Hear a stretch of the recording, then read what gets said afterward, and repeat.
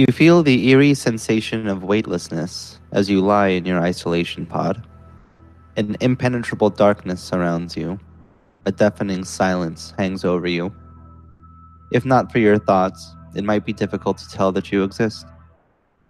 It's a struggle to keep quelled the anticipation that's begun to bubble up. The anxious energy, the nerves, the wonder. A single drop of water breaks your nervous concentration, a signal that you are to begin walking through your enumerations into astral focus. Another single drip. Step 1. Become empty. Become still. The darkness of the isolation pod helps. There's nothing to see or hear anyways. The struggle to still your raging mind, but you remember your training and focus. The bubbling anxiety and nervous energy begins to cool and quell. Finally, you are in perfect darkness, perfect calm, thoughtless. Another drop plinks. Step 2. Begin to fuel. Tinges of red astra begin to flicker across the darkness. Raw energy, fuel for the coming flames. You feel a controlled whir of energy begin to well up within you. Plink. The next drop. Step 3. Spots of blue begin to fade into the red haze. Stabilization. Ensure that control is not lost and that no harm comes during the process. Plink. Step 4. Green begins to stripe across in lines through the cloud. Containment, as your astra begins to mix, held into a singular entity that your consciousness fills. Blink. Step 5. Yellow begins to wind through the haze in spidering tendrils, forming a kaleidoscope of astral energy. Transference. That which is your consciousness begins to travel through the void space and move elsewhere. You repeat these steps. Red, raw energy. Blue, stabilization. Green, containment. Yellow, transference. The process cycles over and over again, and the kaleidoscope becomes more vivid. Your astral body is now completely separate from your physical one. You're elsewhere. Something else, but not someone else. The same as you've always been, but still completely different. You've entered into a world of astra. A world of colors. A vision begins to take shape within the shifting kaleidoscope. A memory? Not quite. A dream, perhaps. You're not certain. What vision do you see dancing in the shifting colors?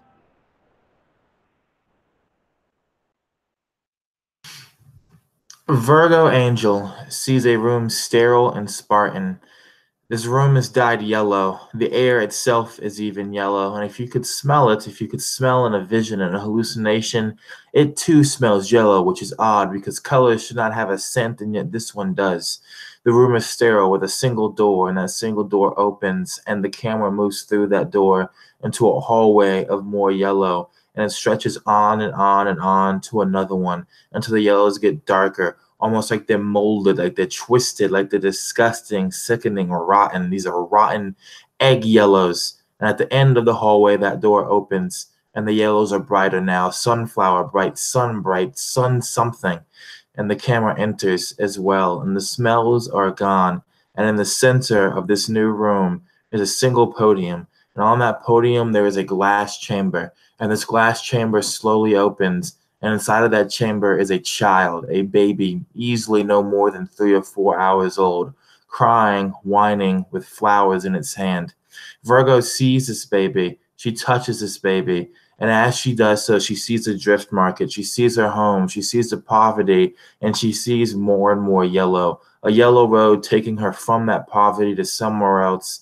But she's not sure if that somewhere else is back to where this baby is or somewhere stranger still. And that is the vision that she encounters.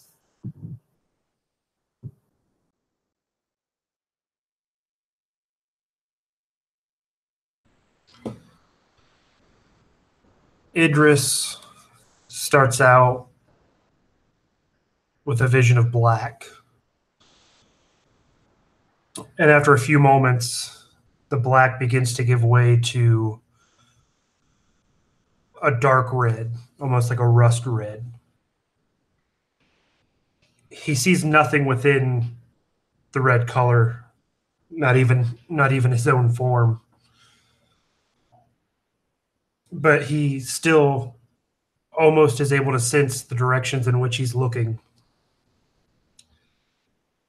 He moves through this redness, and as he does, whatever direction he takes, the red shifts either from a darker red to a brighter, more vibrant, almost a violent red. When he sees this bright, violent red, he keeps floating towards this color. Eventually, the red is almost so much that he can't take it anymore. And then it cuts away once more.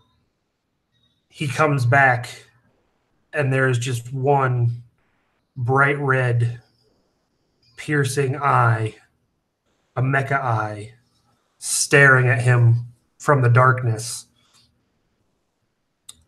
And then the vision cuts away.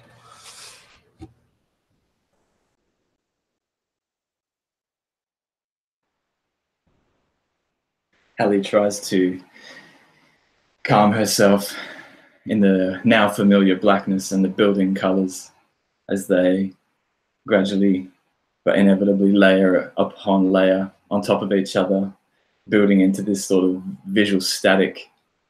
Her senses are filled and then overflowing quite quickly with this sort of visual static, the colors that are just sort of blinding despite the fact that her eyes aren't open. It's a different sense entirely. And she sustains through that familiar feeling of it overwhelming her, overcoming her, and crushing in around her, enveloping her. And she embraces her instinct to hold it at bay, to contain it against herself. And as the static is just rising and rising, and she's trying to keep her mind centered and her focus calm against it, of her own voice, she hears her own voice yelling in somewhere from the back of her mind, a memory from years past. I can't contain it, Ella! And then the static shuts off and she returns to the blackness. And again, the colors start to build, and over it cycles for what feels like an eternity, as it does each time this happens. But through her mind, she hears Ella's voice over and over. We must persevere, must always persevere.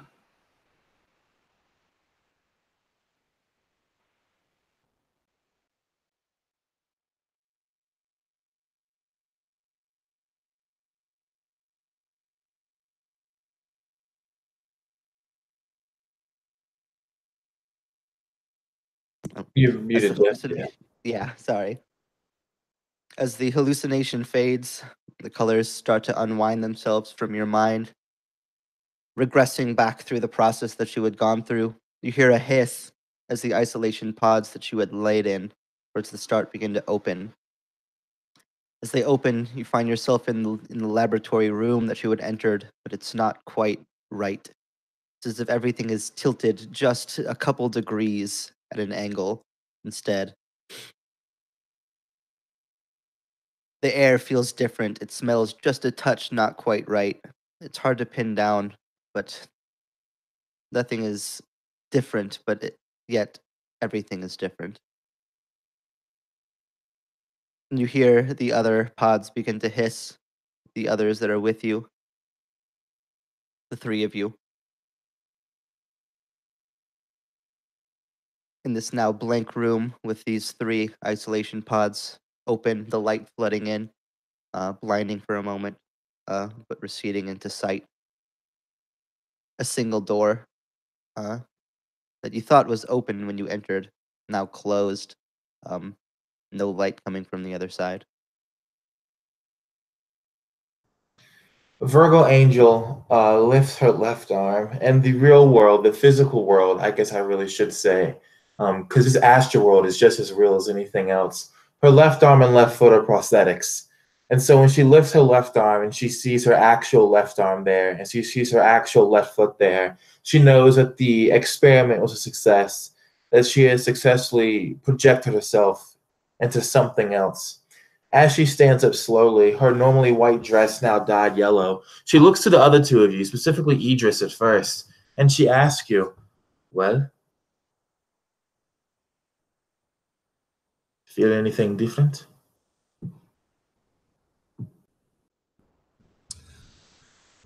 Idris is going to slowly get up. He takes a look at his, what can only be described as an astral form. His appearance hasn't really changed. The coloration of his clothing has different hues of red. And now what used to be pale rune markings all across his skin are a deep glowing red. He looks around before finally answering and says, I don't feel any different. Do you? Of course I do. The smell in the air, the tingling on my skin, it's all very high. And she's talking to you, Holly. You know she pronounces your name differently than you prefer she do. And she looks at you and she says, hi. Do you feel different too, like me? By this point, Hallie's given up trying to correct her in the pronunciation of her name. She just goes with whichever variation comes to mind at the time. And she's looking down at her astral form as well and sort of sniffs the air, testing out her astral senses. It does feel different, somewhat different to the last three experiments. And she takes a big sniff of the air and tries to pinpoint what that sort of scent is as she sort of tilts her head slightly, looking around the room and looking back at your character with a slight tilt in her head, naturally adjusting for the askewness of the room, not necessarily realizing that she's tilting her head as she's focusing on the scent. Is there any specific type of smell, Jeff, that would come to mind, or is it just a general uncanniness? It's something that smells like familiar, but like not exactly how you remember it. It's hard to explain precisely. If there's I'll pass it to you. If there's a specific note that comes to mind that you would recognize, it might even be different for everybody. What exactly the scent reminds them of in this place. Subjectivity is stronger in places like this. Smells almost like engine oil crossed with fresh biscuits. I was thinking sunflower seeds and soap, but close. Idris, you still have nothing? He takes a deep breath in through his nose, exhales, takes a deep breath in through his mouth, almost trying to taste the air. I've got it. It almost smells and tastes of rust and mildew. That smells disgusting, Aegis. But regardless, make sure your astra still works as well. And when she says that, she's going to try and graph shift, which is just a zero limit ability. Is she able to effectively get the spell off? Yes. Perfect. So what it looks like then is that she would open up her hands and kind of put them out to her sides. You would see her just slightly levitate from the ground, and her eyes go yellow. Her pupils elongate like a cat's. And as she lands on the ground, she looks to you two and she says, "My spells still work, so if yours do too, let us go through this door."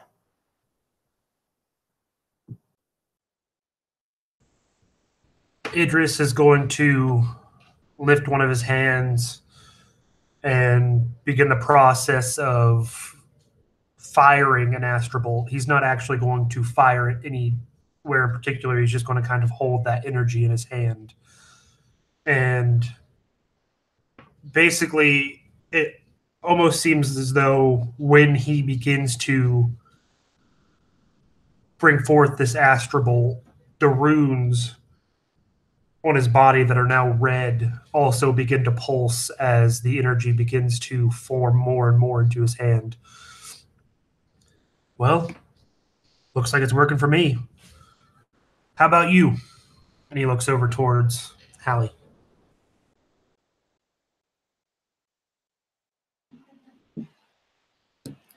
Hallie had raised her hand and begun collecting, I suppose it is, green astra swirling around her hand, even in the void state that they're in. And she just lets that sort of swirl around her hand as she watches Idris's attempt there, and then touches it to a sort of big badge for Seth Alzarine that's like a brooch on her chest, and it lights up with green light as she casts the torchlight spell. Seems to be working fine for me. And then she turns her eyes over to that closed door, which doesn't appear to have any light on the other side of it, and tilts her head over to the other side, still unconsciously adjusting for the strange alignment in the room, or misalignment, as it were.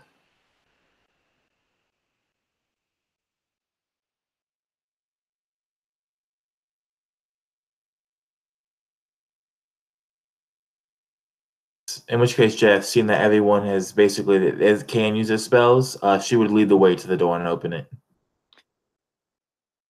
Yeah, you would be able to do so. Everything seems to, at least for the time being, function as normal. Though things can change, at least for now. As you approach the door, you'd be able to open it easily. Although what's on the other side is not what you would have expected it from the lab that you had entered from initially into this world. Immediately, there's a sense of disorientation, a feeling of everything being misaligned. It's like almost like a wide open, what would be flat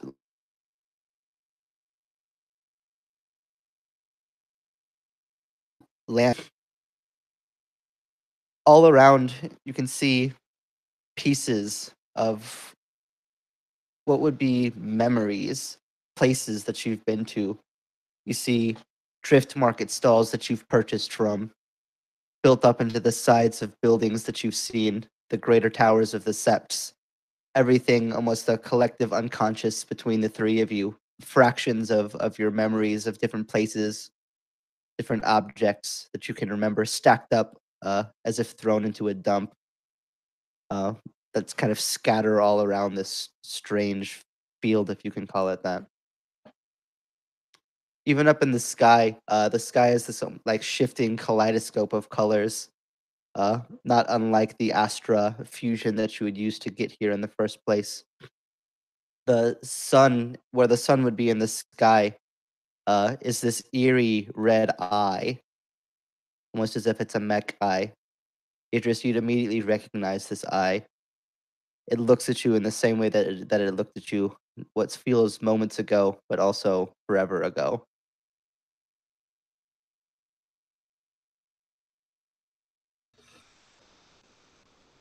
Idris would be kind of peeking his head out the door, one hand on the door frame. He's kind of looking around, and he catches a glance of that red eye, and he goes, "I'm not liking this. Something about this time feels off to me." If you don't like it, it'll make it worse. And our emotions affect it. Level yourself, Idris. The void always stares back.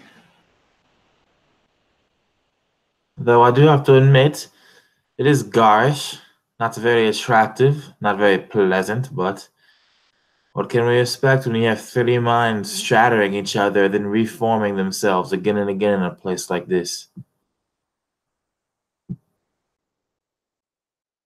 I think knowing the potential for catastrophe, if any one of us starts to spiral, Hallie would probably move a bit closer to Idris and place a reassuring hand on his shoulder, and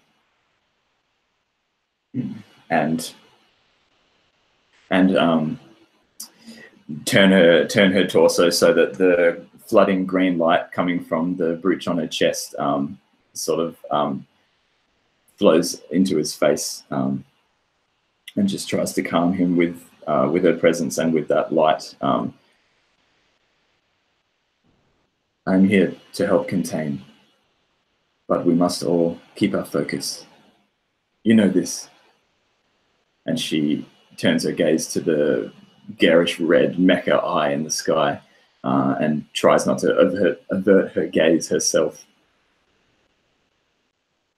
And on the opposite end of that, whereas Holly is very gentle, very warm, very like not aware, but like very like logically cautious of like that giant metal eye. Virgo is the opposite. She doesn't try and comfort Aegis. She just gives him harsh words. And when it comes to the eye, high up above, she pays it no attention, and she just starts walking into this weird kaleidoscope world that's laid out before them.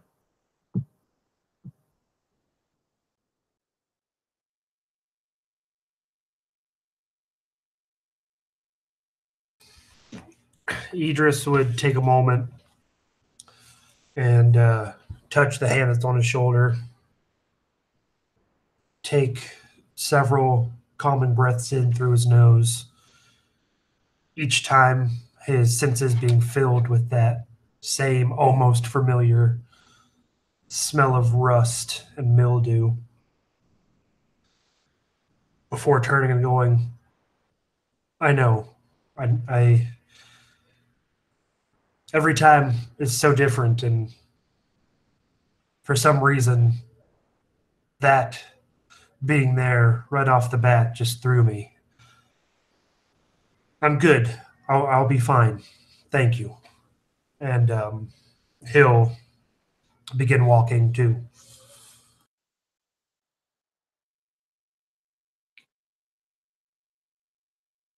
The 3 of you begin to wade through the fields into the heap of various pieces of your consciousness. You see things that you thought you had lost, weapons that you've used in the past that have been broken, badges of places that you've worked. You want to see faces of people that you've killed at some points in the wisping kaleidoscope colors. As you kind of wade through this strange collection of nonsense, everything mashed together in a pile. As you get further in, you start to see kind of shifting in the colors in the air. It almost seem to be thicker as you walk, forming shapes, and then almost images like humanoid forms in the astra. And one of them solidifies even further. This strange, like, kaleidoscopic man who's like digging through this pile of stuff.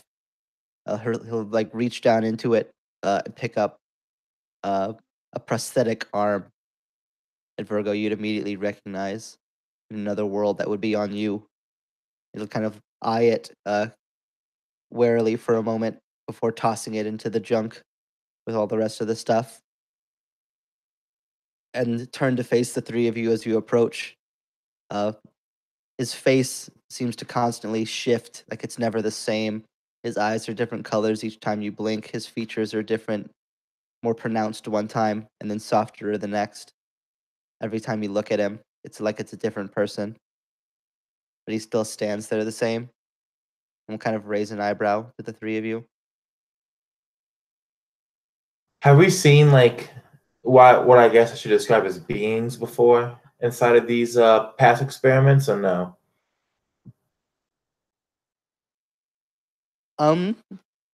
Probably not this defined. Like you've seen like hallucinations of people that'll kind of more faces in the mist than like a person who will act and look at you.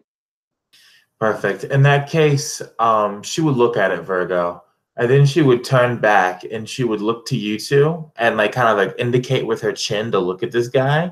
And then she would ask both of you, Idris and Holly, do you think it can talk this time or no?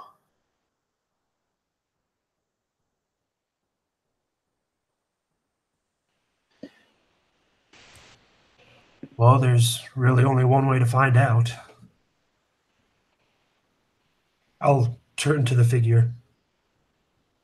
Hey, can you understand me?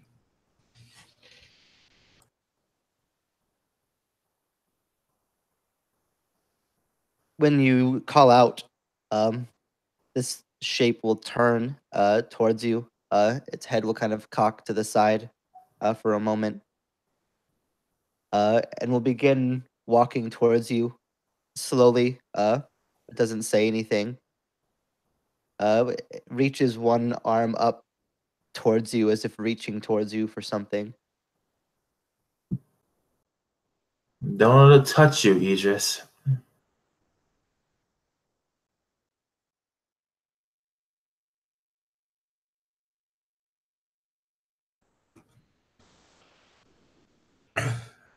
Seeing the hand extended, seeing this figure standing before me, I'm going to look at it once more and say, what do you want? It'll look back at you, and it'll speak exactly in your voice, a perfect echo. Can you understand me? What do you want?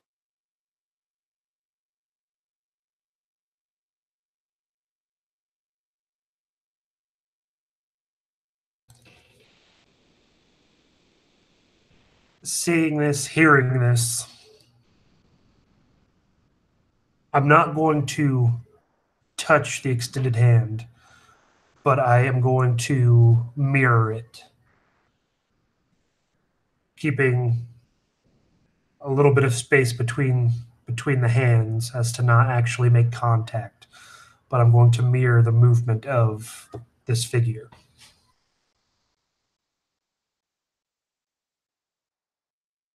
I'll sort of stop, kind of in this strange mirror image of it.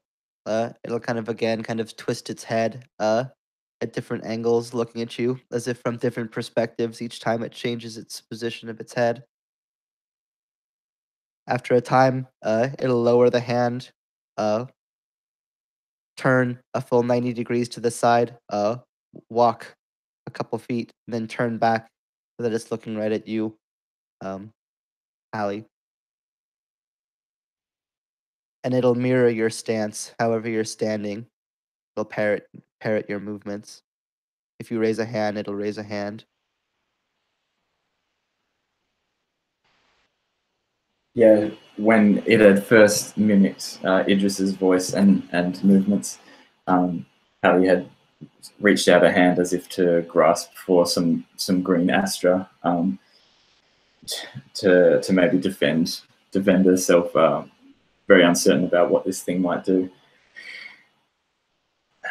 And as it turns her attention to her and starts mimicking her, she rubs her hand through her hair, and it does the same. She tilts her head one side, then the other, and it does the same. And she stops and takes a long, deliberate breath to try and center herself again and not let her imagination get carried away, lest it manifest something worse than need be. And she takes a step towards it, and I assume it takes a step towards her likewise. It does, yeah.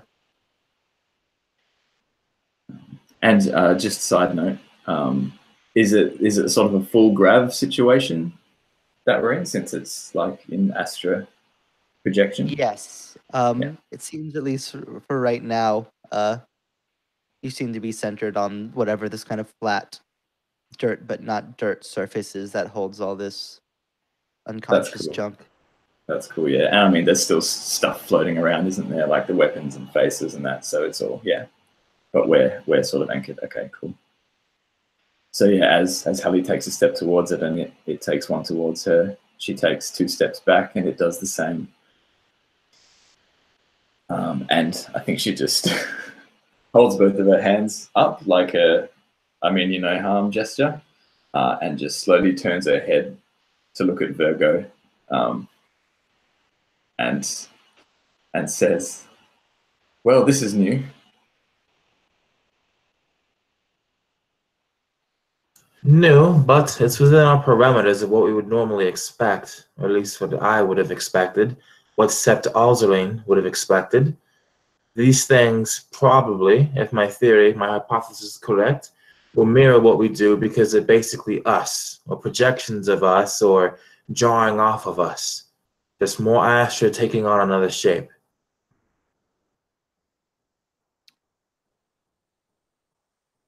This thing will look over to you as you speak, Virgo, and then back to you. Sorry, I keep forgetting your name. That's all right, Hallie. I'll put it in the chat for good measure. Yeah, if you don't mind. And then the mirroring will stop, and it will lower its hands down and look at you. Instead of where your eyes go, it'll look at you directly in the eyes and make eye contact. I think I understand.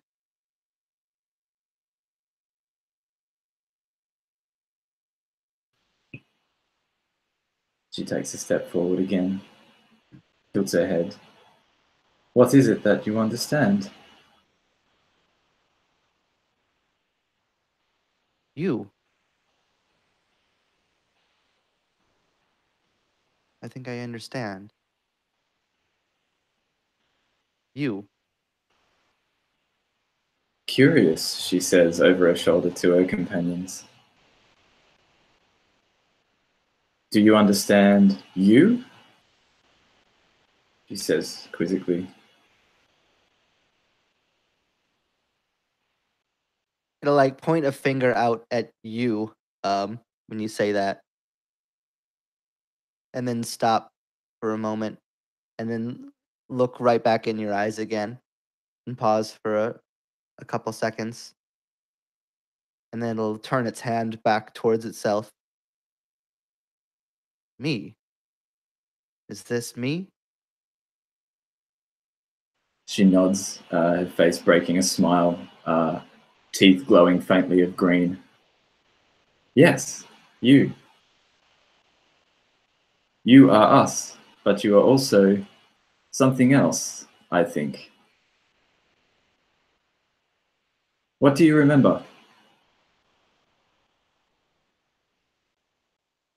She says, expecting some of our memories from the 3 of us to be spewed forth, if anything. Remember. I don't understand. Remember.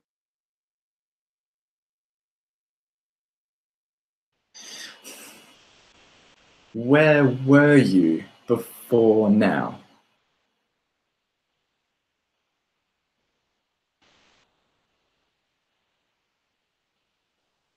What is now? I am here. This is all there is here. There was nowhere else to be.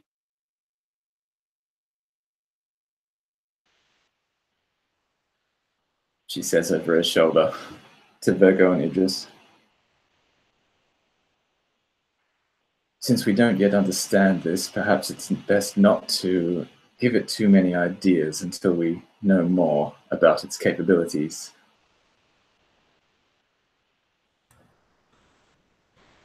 Idris, hearing all of this, would look back to Hallie and go, I think the answers that you're looking for, the questions that you're asking, they're too specific, too narrow. I think we need to do more basic, open questions and work from there. And I'll look at the figure. And instead of asking what it remembers or if it knows who it is, I'll simply look at it and go, what do you know?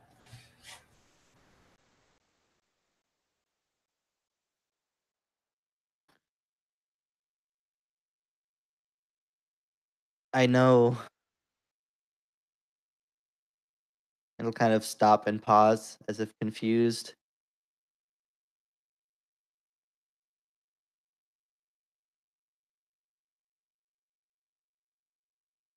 I know.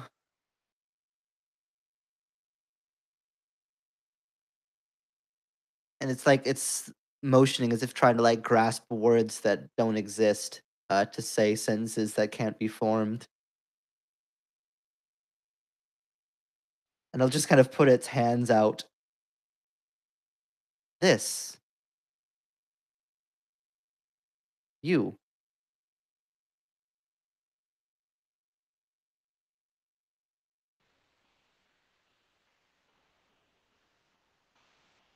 Hallie tries another more specific question, testing the waters. What was my teacher's name who gave her life to protect me?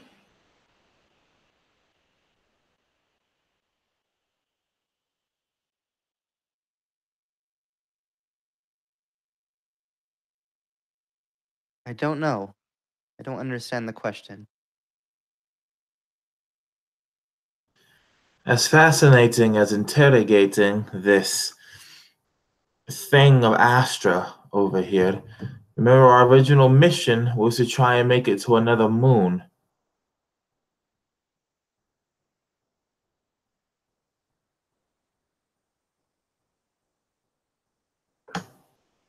If there are distractions like this out here, I don't think we'll ever make it to another room, let alone a whole nother planet.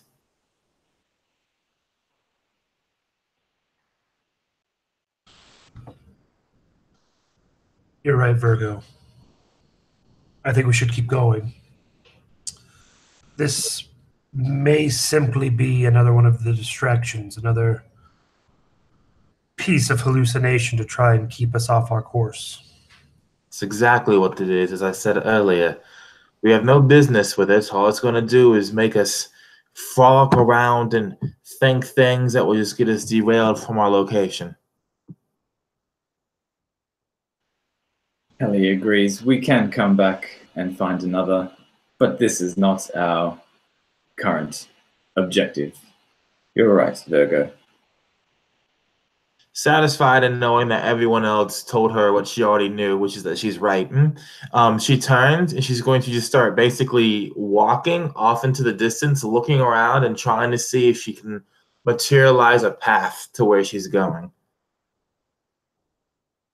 Or at least discover one.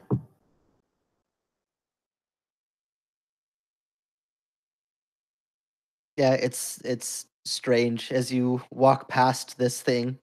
it will just stand there. It won't even turn as you leave it. Just kind of stand, its head kind of cocked to the side again in that confused, expressionless look. But you'd be able to move forwards regardless. The junk heaps, almost as if directed by your will in some way, seem to be less and less sporadic, random, more collected and defined. And you're able to kind of see a path that almost begins to take shape. The further you walk, the more specific it becomes. Virgo will walk down that path. Is this astral wraith like following us or no? It's not, at least for the time being. All right. And then walking through this kaleidoscopic world of colors and jumbled up memories, I imagine like the path that she's walking along is like made up of like a mixture of cobblestones, like roof tiles from the drift market, sunflowers from her own personal like hallucinations, just all kinds of weird shit like that making up this path that she's walking down. And the sense and the sensations she's feeling cannot be explained because it's more like kind of like how there's more senses in the classic five. All those extra senses, like your sense of time, your sense of direction, your sense of balance, all like tilting around, and it's requiring just her focus to keep herself together enough to keep walking through this wormhole like world. Yeah, and each time you find your mind wandering or disoriented, it's as if like the path that you're walking begins to circle around back on itself. But then you focus yourself again, and somehow find a way through what was a circle before is now a line. This would continue on. You're not sure how long. It could be 30 seconds. It could be 3 hours. It's almost impossible to say. But the collection of junk would kind of begin to collect further and further into from sporadic different piles, kind of building up collectively into one area. And eventually, you'll kind of reach this point where it's as if the ground begins to feel as if it's curving upwards as you're walking up a slope. But then it gets steeper and steeper and steeper until you find yourself looking upwards at what seems to be a sheer horizontal wall, junk sticking out from it, defying gravity, as if connected to a solid ground that you would see as being in the air.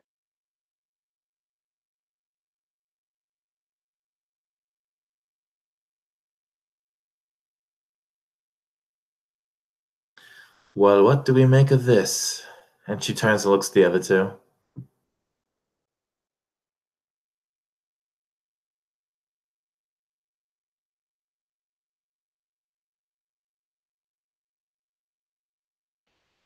There's definitely something. She just trails off as she's studying it.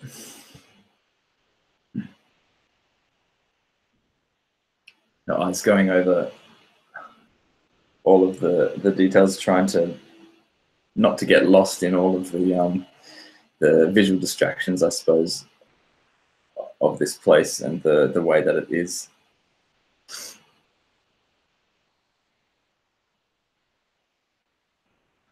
And there you go.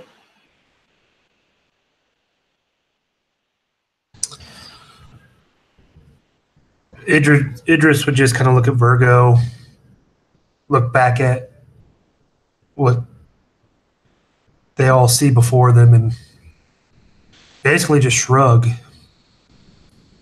Not sure what to make of it. This is the first time we've come across something like this. Either we're going in the right direction, or we're going further and further into somewhere where things will get a little more sticky. Well, it's a distant trip, so I imagine there's a whole bunch of interference between where we're going and where we're coming from. Still, and this thing is, you said it's floating, Jeff? It was basically like, imagine if the Earth was curved outwards instead of inwards. All and right. you've kind of reached the point where it's curving upwards vertically. All right. She closes her eyes, and then not knowing if this will work, she recalls a memory in the drift market. The drift market is a place of layers and verticality, and so everything is very tall, and there are often stairs that just wind on and on and on for what might as well be miles. She calls forth that memory, and she's going to try and see if calling forth that memory will kind of affect this whatsoever, to see if she will have stairs to climb up this curve, or if it just does nothing at all, or just makes something else different.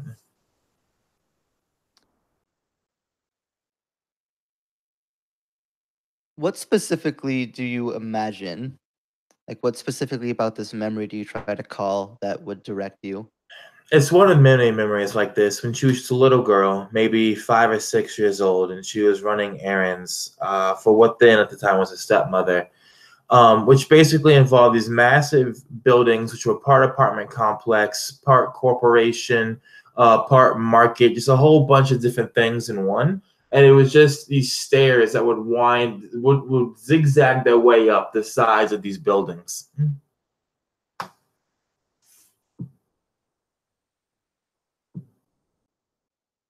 Yeah, as you kind of try to imagine, look into this memory, this deep part of yourself, and recall it. When you open your eyes back up after kind of forcing this thought into the forefront of your mind, you would start to see pieces, not whole pieces, but fragments of those drift market stairs that almost seem to wind up and then break off into whatever junk seems to be sticking out of the side. It seems like between that and the rest of the junk that you might be able to try to climb. You're not sure how far you would have to climb. Well then, I've done what I can. What I tried to do to explain it to the both of you was to see if a memory of mine would change this place. And I think it may have worked a bit. Shall we climb? Hallie looks over the changing environment with some awe as these stairs, these ramshackle stairs, zigzag their way across. We certainly must be deeper than our previous experiments. If this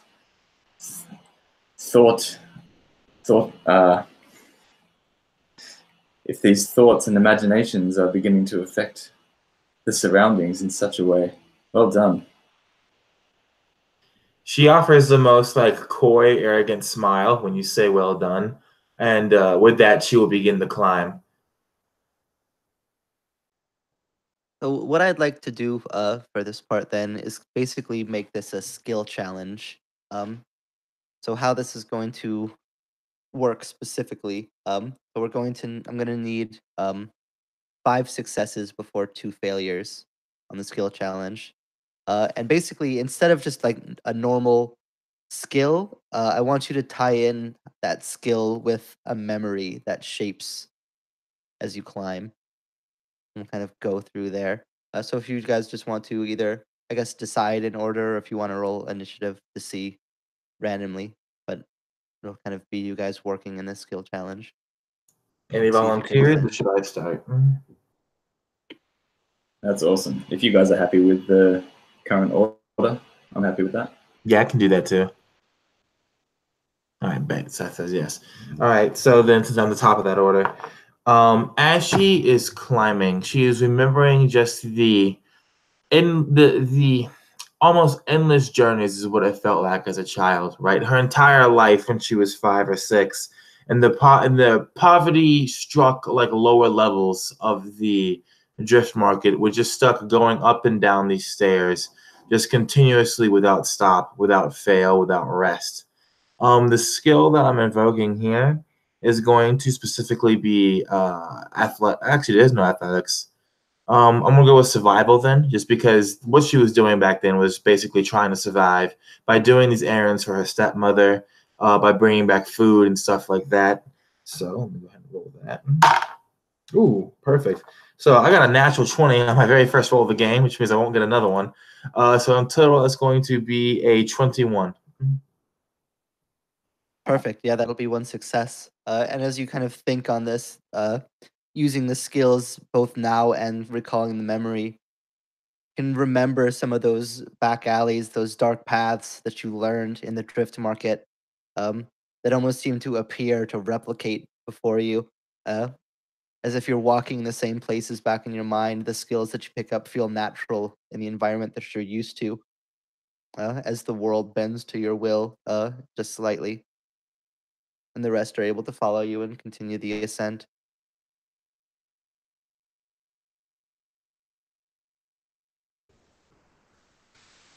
As Idris begins to climb on these random pieces of memory, he begins himself to recall thoughts of this vast expanse of just metal and wire and wreckage. This almost sea of just debris that he used to traverse. And trying to keep his calm, he remembers how he had to struggle and make his way through these almost endless piles of rust and bolts and sheet metal. And he's basically trying to invoke his athletics, his endurance to keep himself going through this. That would be a 16. All right, that's a second success. You're able to just use almost sheer strength for a moment to just climb up these pieces, finding stronger footholds where the junk doesn't fly away and into the void. You're able to kind of guide others using these stronger points. And the more that you kind of concentrate on that past experience, the more that the junk that you climb up begins to resemble those sheet metal, the wires that you're able to grab hold of, almost seem to stick out from other pieces of memory more strongly as you propel the group further up.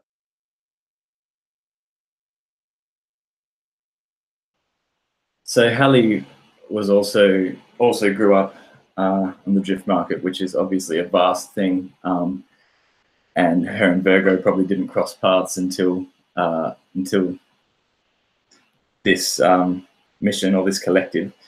But as Hallie's climbing in the rear behind the other two, because she put herself at the back just in case that other Astra being did decide to come up behind them, it's flooding her memories, or her memories are being churned up from climbing these stairs because they're familiar to her. But in the district, basically, that she lived in the drift market, they were slightly different. So they're familiar enough that they remind her of that, but then it sort of walks off and she takes a different set of stairs up. It's branched off to where the other two have gone, and it begins changing to a much more, even more higgledy-piggledy one, and it stops at a platform. And there's a man there who she recognizes from her memory, and she greets him as Bernard. And he was the man in her district who ran basically like a pulley elevator platform to go up and down between a certain section. He was always very surly, but she built a rapport with him, always bringing him little trinkets or things like that.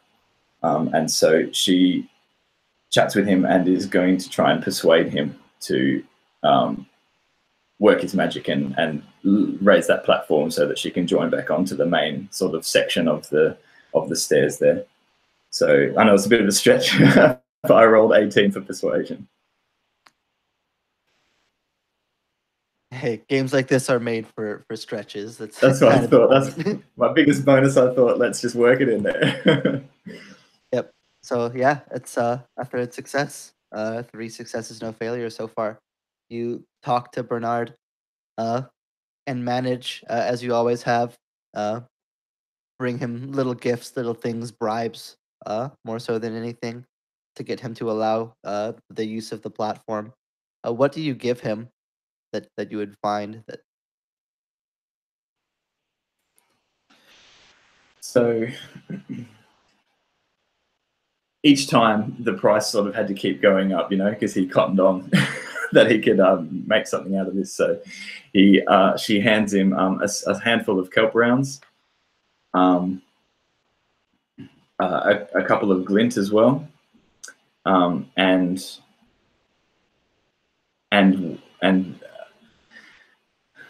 when he still refuses to raise the thing, she pulls out a shard of strange black stone, which even in this place reflects no light. And she wonders how that got into her possessions. But she hands that to him with a made-up story that it came from some mine in some moon far away. He'll nod, and he moves, his mouth moves and his arms move as if he's speaking, but you hear no sound come out of him. Just this kind of silent pantomiming of what you remember. And even then, it's not quite exactly right.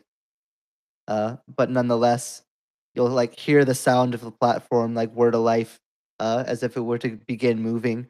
You wouldn't feel any sensation of movement, but nonetheless, when you look back after the shape of Bernard is gone, you're higher up than you were before.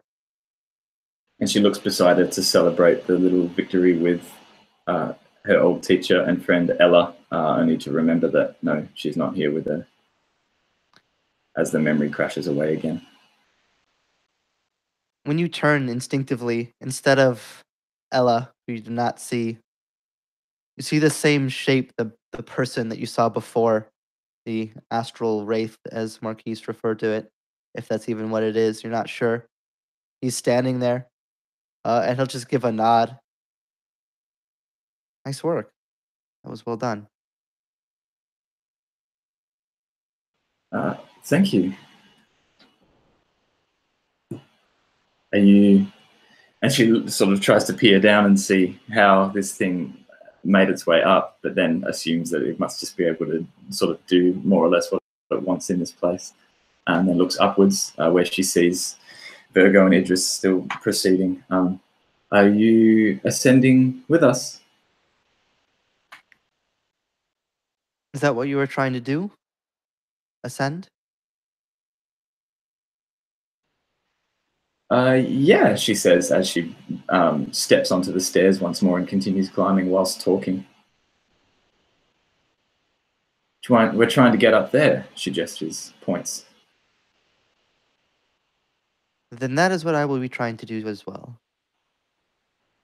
And he'll like go turn to walk, and he walks like off the platform and steps what to you would be like horizontally onto the wall and begins to walk up the horizontal surface as if it's a floor. And they'll fade into the junk. See you at the top then, she sort of says, mostly to herself, and continues on. Seeing this figure appear, there's a cold shock of fear that runs through Virgo. Only because this thing has not only followed them, it has appeared here suddenly out of nowhere and then just left like that. And how it's speaking, the words it's using, it's speaking more consistently and more eloquently than it did before. She tries to she tries to take this fear that's running through her, and she tries to essentially just shut it down and organize it and stuff it away somewhere else. So she takes a few moments to catch her breath, and then she just throws herself into another memory, knowing that's the best way to distract herself. She remembers a time when she was 7, when she finally had earned enough money to be able to use the elevators throughout the Drift Market. She remembers that very first time. The elevators are made of glass and steel, and they're very rickety, and they make weird sounds as they go up and down the long lengths of these buildings. but nonetheless, they work.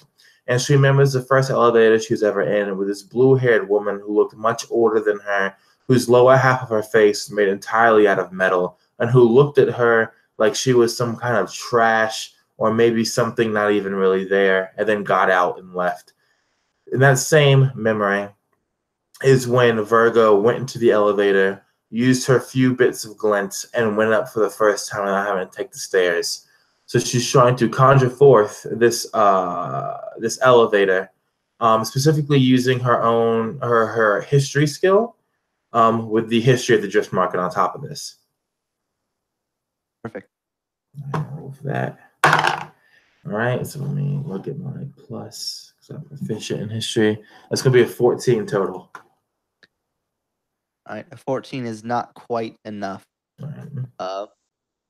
The DC right now being 15. So you try to look back into the memory, this elevator. You see that the old blue-haired woman. You see the elevator doors open. As you go to walk into it, for it to be activated, for it to take you up, there's a jolt as the old woman's hand grabs the doors before they close. But then when you turn and look, it's not her anymore. What anomaly happens in this memory that shifts it from a pleasant memory into a dark one? When she looks at the memory, the face that she sees is the face of her stepmother. Bent, her face gaunt, her eyes black, her hair completely stripped away from her head, and her nails, the disgusting, the horrific in every way, both in how they look and in how she used them to claw at her stepdaughter so many times in order to punish her. And she sees this woman there instead of that blue-haired woman. And for just the briefest of moments, that fear she was trying to organize and throw away just blossoms again. And she struggles to keep a hold of herself for those brief few moments. Yeah, you see like the elevator jolts and stops moving. And like the walls of it, despite being metal, begin to almost crack like glass as the memory is drawn into other memories. Its form can't hold in the way that you want it to hold. Your will not strong enough at the moment to bend the reality to you. It'll fracture again into different pieces of junk, different memories, unable to cohere into one thing. Your progress is slowed as you have to stop to regain your mental state, to prevent the fear from overtaking and shattering everything.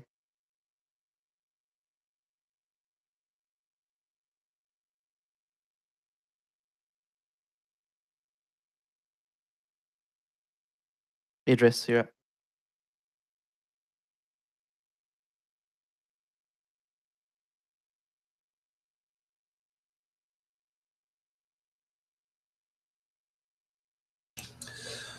So I'm able to see this astral figure walking up the wall, and I'm also able to see. Am I able to see what's going on with Virgo, or is that something separate? I imagine you'd be able to see Virgo, and you'd be able to see this kind of landscape continue to like shift as the three of you collectively work on it with your wills. But you wouldn't see the exact nature of the memory turned nightmare that she's just borne witness to herself.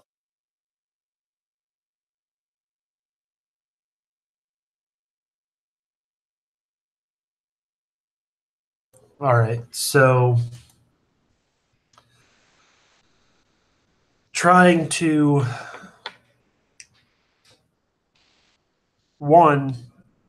he's kind of taken back by the astral figure being here once again, but he also begins to think and try and understand how he not only got here, but how he's currently able to walk up the wall. since this seems to be a little bit beyond him and he's not quite sure how one would even manage that, he's going to keep pushing, trying to flesh out this memory that he's been working off of so far. As he begins to see in his mind these massive, almost dune-like piles of just broken ships and just complete and total ruin. He remembers back to having to not only navigate these quickly, but be able to navigate them and make his way over obstacles and spaces and gaps that normally would be very daunting to most. He's going to remember back to times where he's had to jump from one platform to another over very, very, very high falls. He's going to try and keep himself calm, and he's going to try and bring forth his acrobatics.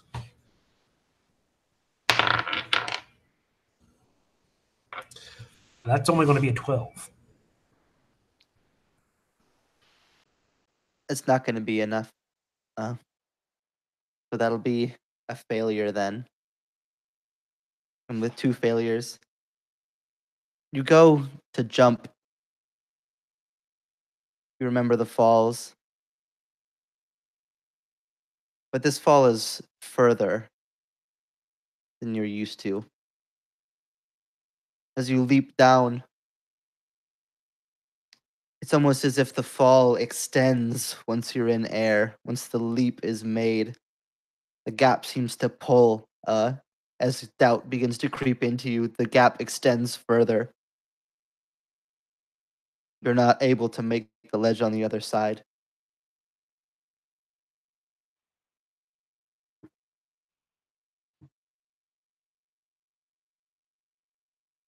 So now I'm just in like free fall.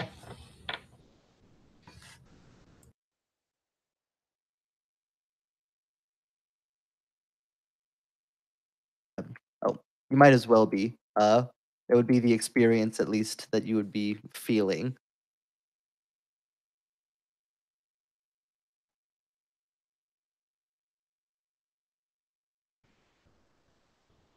All right. Well, feeling this, experiencing this, in the moment it feels so real.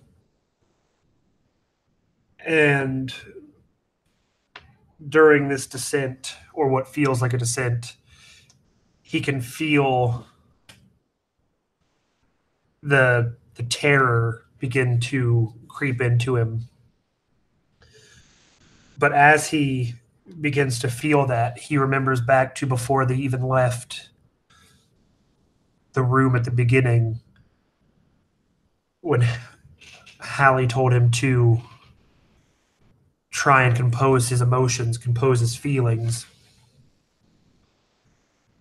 And he attempts to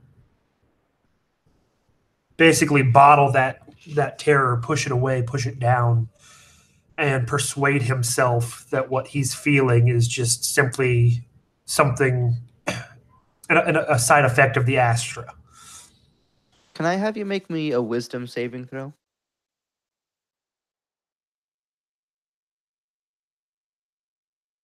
Come on. That would be an 18. I thought you were going to say a 1, and I was ready for it. Yeah, you fall, what seems like for forever, as if an entire lifetime could be felt in the fall, yet it still happens so quickly. And you'll fall sideways into the junk heap.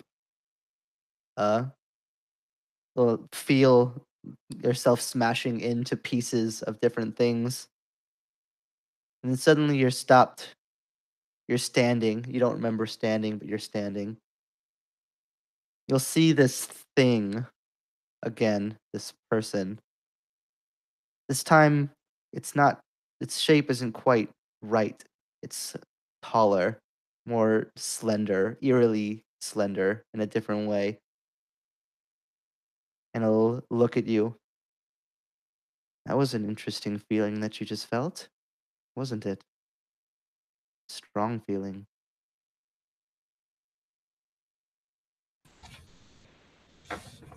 Yes, but a feeling that I controlled.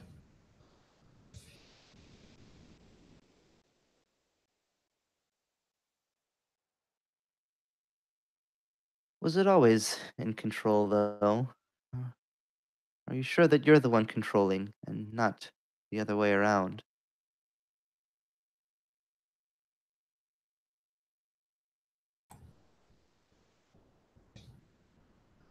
If I'm not the one controlling, then why have I stopped falling?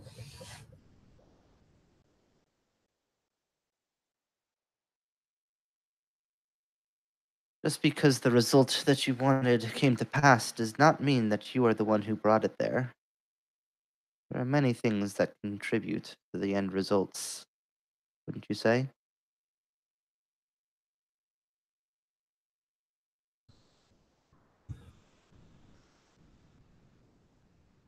If you're trying to convince me of any kind of predestiny, I'm not the kind that believes in that. Predestiny is not the right word. These things, I guess you would say emotions is your word for it. Do you feel them and change them? Do they change you? Did you stop your fear? Or did the fear stop itself?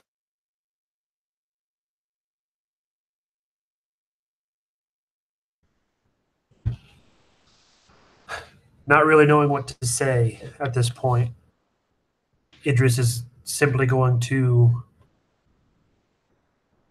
begin looking around to see now where he is, if he is anywhere familiar. Did he actually make the fall? Is he now having to remake his trek upwards to catch up with his two other companions?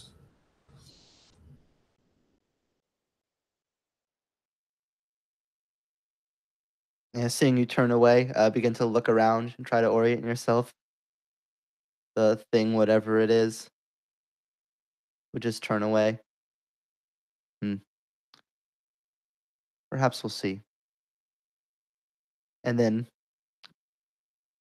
as if it wasn't there, it's gone. The other two of you, as you climb, you would see Idris in a pile of rubble. He's laying down, as if unconscious, from some sort of fall, even though he's further up than where you had seen him before. Idris, You are you still see him okay? there. And you're not sure, Idris, but when you ended up back down on the ground, laying down, but you are. When I come back to hearing Virgo ask if I'm all right, do I remember seeing the Astra figure?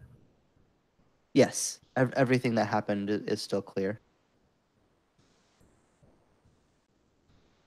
Then I would look at the two of my companions and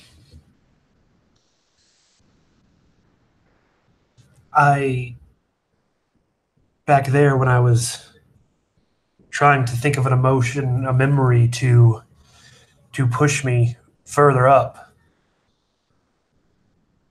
something went wrong. I fell for what, God, it felt like forever. And then before I knew it, I was standing. And that Astra thing was there too, but it wasn't quite the astra thing that we saw before. It was wrong. It didn't look like it did before. It was lankier, taller, a little more gaunt. We need to be swift, then. We need to hurry up and get to our destination.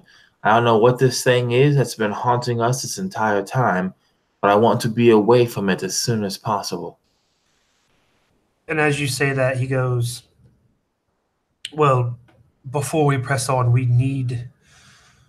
I need to tell you all.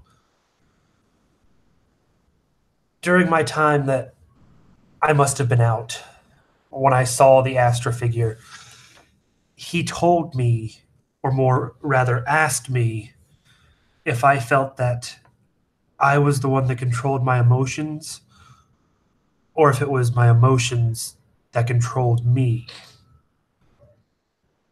He seemed to be trying to coax some kind of response out of me. He seemed to be almost as if he was toying with me, like he thought that I would give him something that he was after, some kind of response. She looks to Holly to see what her reaction to this is. If you look at her, Holly, you're going to see the face of a woman who is very concerned and also maybe slightly angry. You can't tell. Yeah, Hallie and Virgo look at each other at the same time, with similar expressions, I think. Hallie's definitely got a bit of a horrified, well, she's definitely feeling horrified, and it's certainly showing plainly on her face. And it's all just racing through her mind. Well, the quickest way to ascend is by leveraging these memories, but there's an inherent risk in doing so. But at the same time, this creature's hanging around, and if we spend more time climbing, especially with Idris down back on the ground, that may even be a greater risk yet. And she pauses a few moments to let that hang in the air, and then says, and I assume this is all through the whisper link, especially with Idris down on the ground. Do we need to abandon this objective? I doubt we could even make it back at this point from where we came from. We have to keep going forward. Now, wait, was I wrong in hearing that they saw me, but it looked to be as though I was actually higher up than I was? I was just stuck in a pile of rubble, correct? Yeah, that's correct. Okay, so I'm not on the ground. Oh, okay. Okay, yeah, cool. So not too far, not too much further down, but bit of a setback, yeah.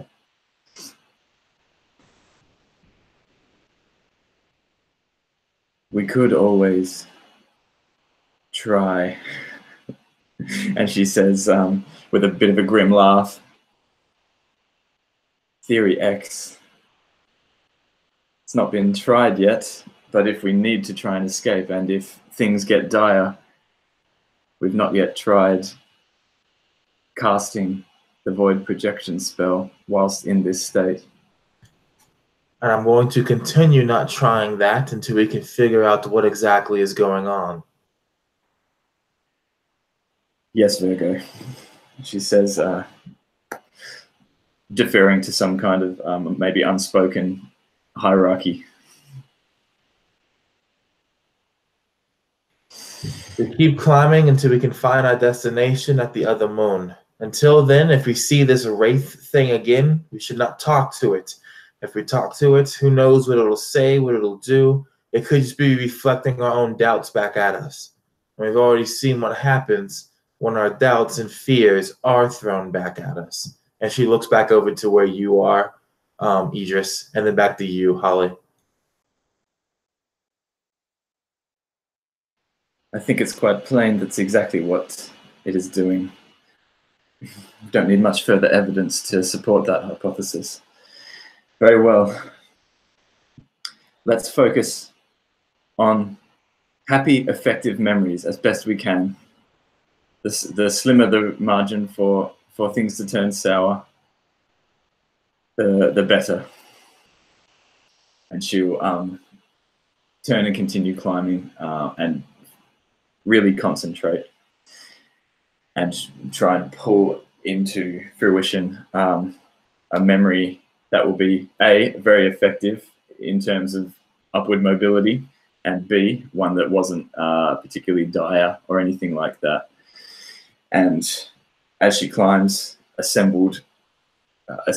being assembled by some of the floating debris and things in front of her, ahead of her, above her, is forming an auditorium with a half ring of seats and a stage sort of platform in front of them.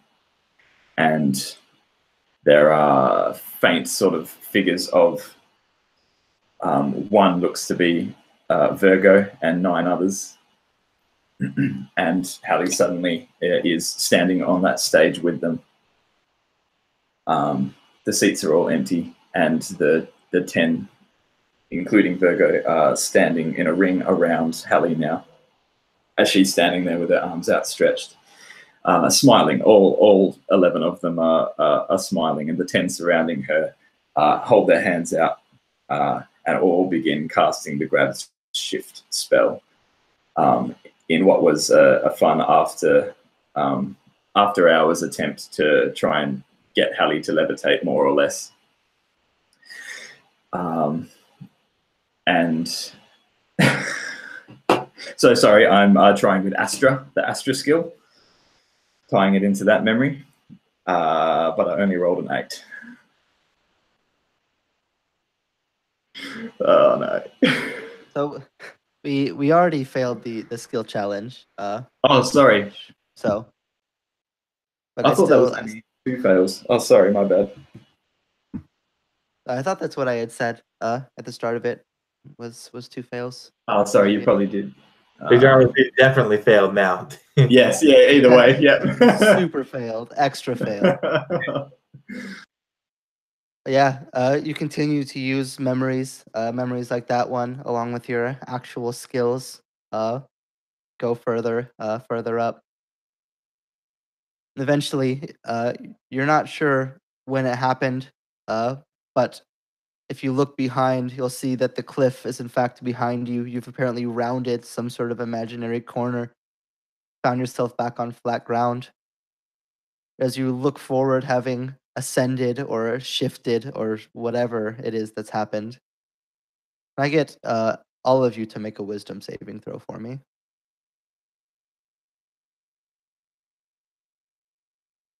I'm going to fail with a 3 plus my modifier.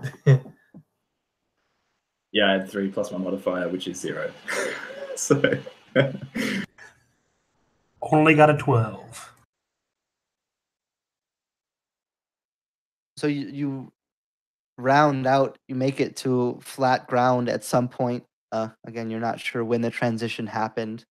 It's just sort of now you're there. And a couple things happen almost in rapid succession. Virgo, you would see kind of down this path that's now ahead of you. Junk is kind of all on either side of it, forming an almost perfect straight line. But in the center of the path, on the ground, you see half of it completely shattered into fragments, the other half cracked. That glass chamber you had seen in your vision, shattered on the ground. Scrapes of blood go from the shattered chamber further down the path. She bristles, Virgo. Visibly, she bristles, and her cat eyes, they just become even narrower and longer than before as she sees this half-broken thing. And she remembers the death of her child, basically her newborn child that died just a few days after it was born. Her one chance at not making the same mistakes that her mother and her stepmother had made with her. And upon seeing this very grim reminder of what to her is one of her, or maybe no, actually is her biggest failure, she closes her eyes, takes in a deep breath, and she doesn't say anything to the other two. She's just going to stand there and just keep breathing deeply fighting back the emotions that are rising up more violently than they ought to, given the amount of years it's been, and hope that this thing just fades away.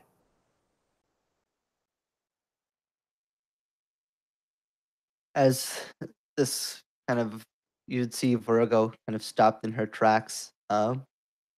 Some grim countenance over her, though.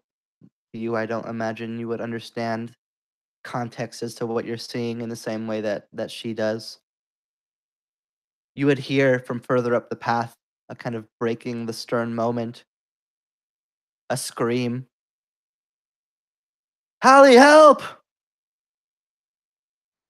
It's a voice that you recognize.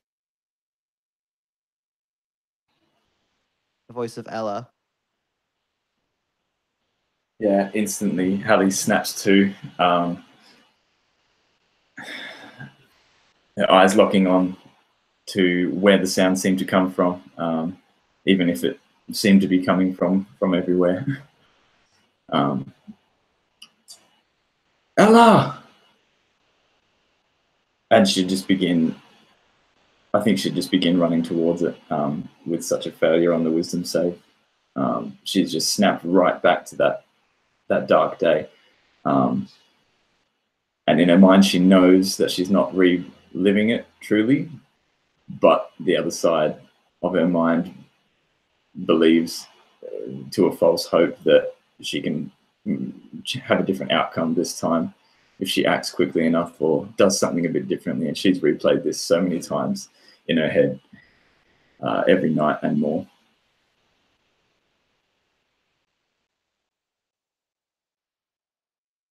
And as Hallie begins to run down the path, we see like this kaleidoscopic sky that's hung over.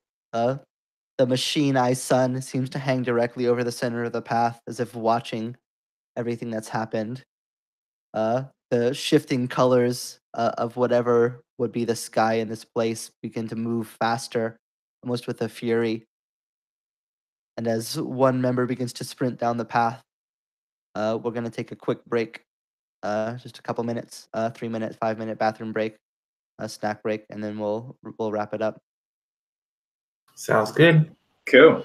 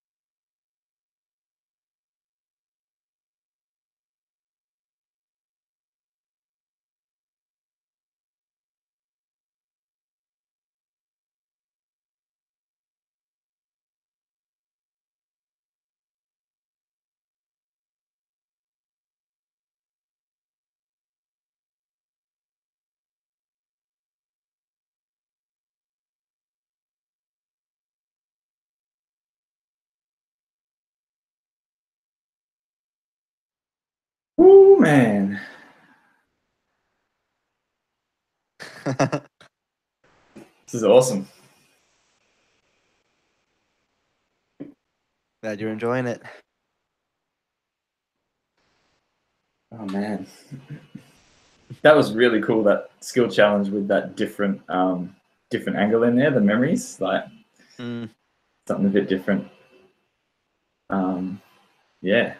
I mean, it's obviously in this specific sort of situation works really well. And I mean, mechanically, in terms of usability, it made things, I think, a lot more easily open to interpretation, right? Like,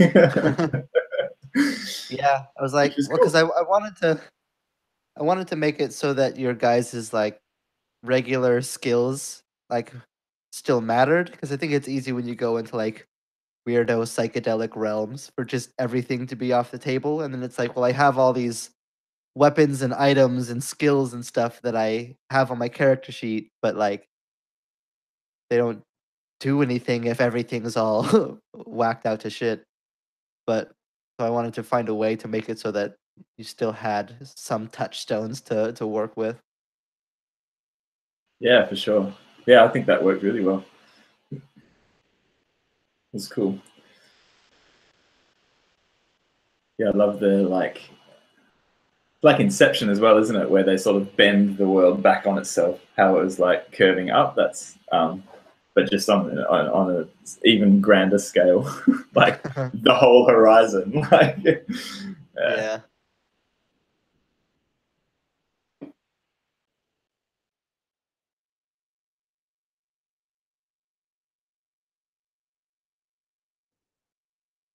Yeah, this place in my mind is basically, I don't know if you're familiar with the Dreg Heap in Dark Souls 3 or not, if that means anything to you. But it's basically like it was very much kind of the inspiration for how this place is playing out. It's basically like a collection of like all the kingdoms and lands across all time and history that's basically like fallen into the end of the world. Dark Souls 3? Yeah, the Dreg Heap. I got the Dreg pile thematic here going on. Yeah, that was very much part of the inspiration. It's basically that, but instead of history, it's like your collective memories. Yeah. Just kind of piled into a dumpster. Alright. Let's wrap this bitch up. Alright, looks like we got everybody back. And so we'll just jump right back into it. We'll start with Idris. So you'd see Virgo next to you just like stop like staring down at this like broken glass something. You're not sure what it is, and then you just see Hallie like begin sprinting down the path with panic on her face. What's going through your mind? Oh, sorry, go ahead. I thought you said Virgo, not Idris, my bad. Idris is going to basically, now seeing all this unfold, he's somewhat in a state of shock and confusion. Virgo standing there, just kind of keeping to herself, seeming to be breathing repetitively, eyes closed, and then seeing Hallie just begin to run off into the expanse, not knowing what's going to come next. He's first going to shout out towards Hallie, just be like, "Wait, what? Where are you going? What are you doing? What? Stop! Stop!" And seeing her not stop, he's going to turn to Virgo, not wanting to touch her, simply because he's still not sure what is going on with her, but he's going to begin trying to talk to her. And Virgo, I'm not sure what's going on with you. I'm not sure what's happening here. I don't seem to be seeing what the rest of you have seen. I just realized the nature of this place. Keep talking. But whatever you are going through, however hard it might be, we need to push forward. Hallie has run off. She's not with us anymore. She's gone way further into this plane than what we have so far. She's at this point, I can't even see her anymore. She's gone. I don't know where she's going. She just seemed to be caught by something and She ran grabbed off. you by like the scuff of like your shirt, and she just looks at you, the urgency cutting through the emotional turmoil that was threatening to overtake her. And she looks to you and says, "How did you just let her run?" And then she's gonna let go of you and start running herself. Okay, seeing her run, I'm going to begin running and catch up with her. I'm going to say, I didn't have a chance to even react. She began running the moment that you stopped to take a breath, to calm yourself. It was almost instantaneous. We're calling for Hallie. Hallie, where are you?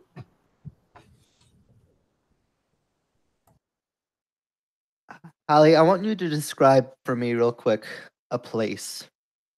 Wherever in your life that you were at your lowest point,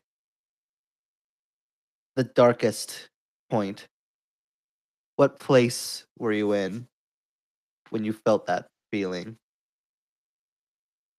And what does it look like? It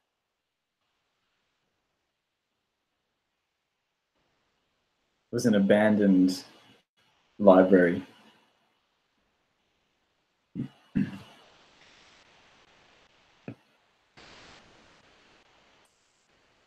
Shelves, empty shelves, covered in cobwebs and dust.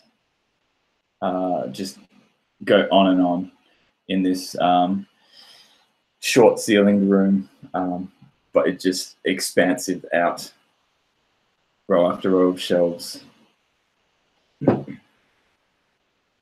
And in the corner, in between some of the shelves, at some distance away, is a swirling sort of vortex of astra. Well, you can see sort of the colors swirling, and as she got closer, she could see some kind of astral vortex.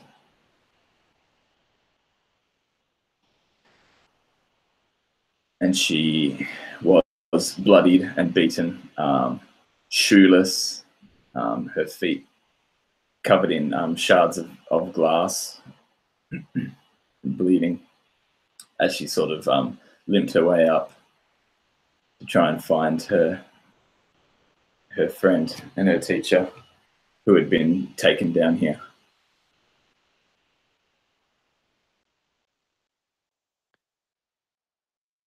Amidst the empty shelves, the swirling astra, you can see bottles of shattered lorium vials on the ground, or whatever knowledge in them left to seep in, lost. You hear a whimpering from across further down the shelves.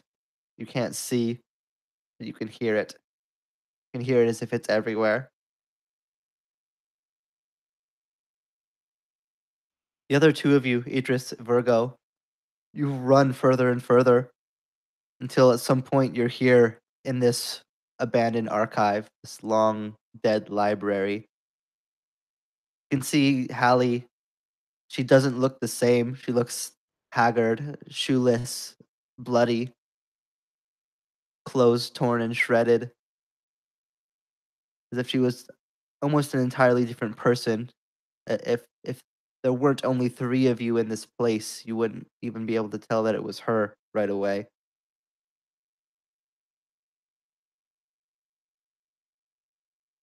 Virgo's heart sinks the moment she sees Holly in this state. Though Virgo is a person who struggles a lot showing her emotion and feelings to people, and being an emotionally sound person, she does have a place in her heart for Holly as someone who's come from the same place she's from, and as someone who's made the same oaths she has. And so seeing her like this, her mouth just kind of like is open, like slightly agape, and she looks to you, Holly, and she says, "Ah, yeah. How could you be so fucking stupid?"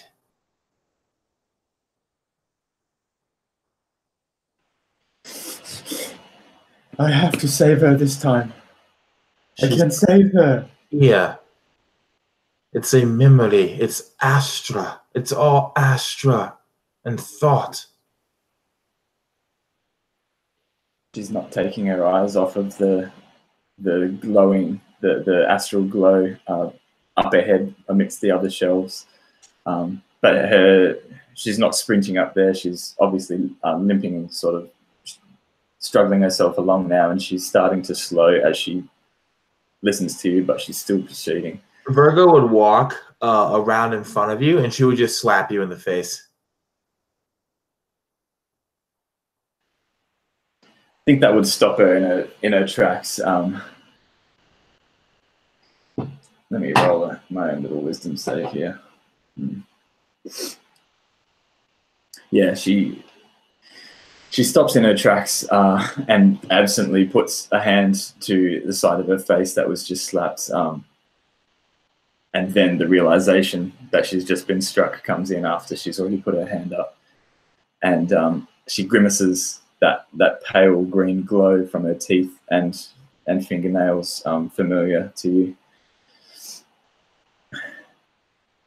Virgo? Through sobs. We're not doing this. And then she, with her hand, she grabs the back of your head and she like puts like both of our foreheads together, and she says to you again, "We're not doing this." And she keeps like that bond for just a moment before she lets go of you, and she looks to Idris and she says, "And you."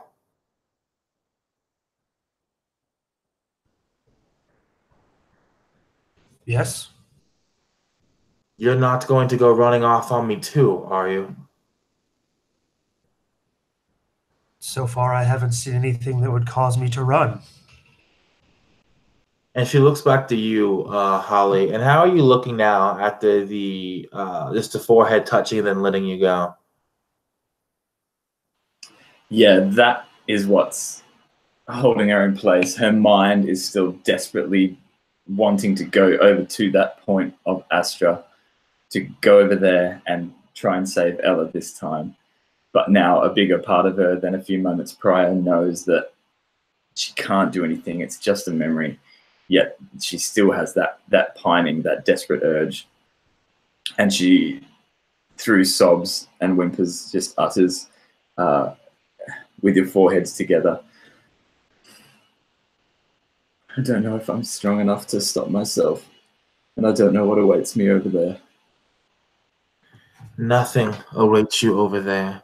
Nothing will ever await you over there. You're going to keep walking with us, as you always have, as you have the last 3 times, as you did out of the drift market and into the sept alongside me and the others when we came out of that shithole. Don't make me smack you again. You know I'll do it. Green glow faintly comes across your face as her teeth show again. Okay. And she just whispers the words. Oh, you go. What if they could be different? What if in places like these things really can change? Does that sound like one of our voices? No, it doesn't. Okay. It doesn't sound like any voice that you've heard, that you've seen before. It's almost foreign entirely.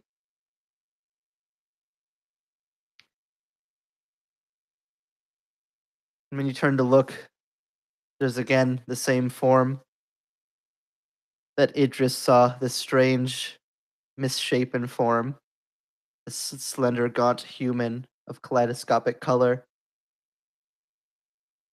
This time he's even taller, even more strange. His limbs seem to twist almost like misshapen tree branches.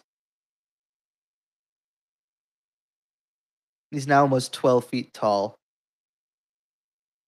He's kind of hunched down.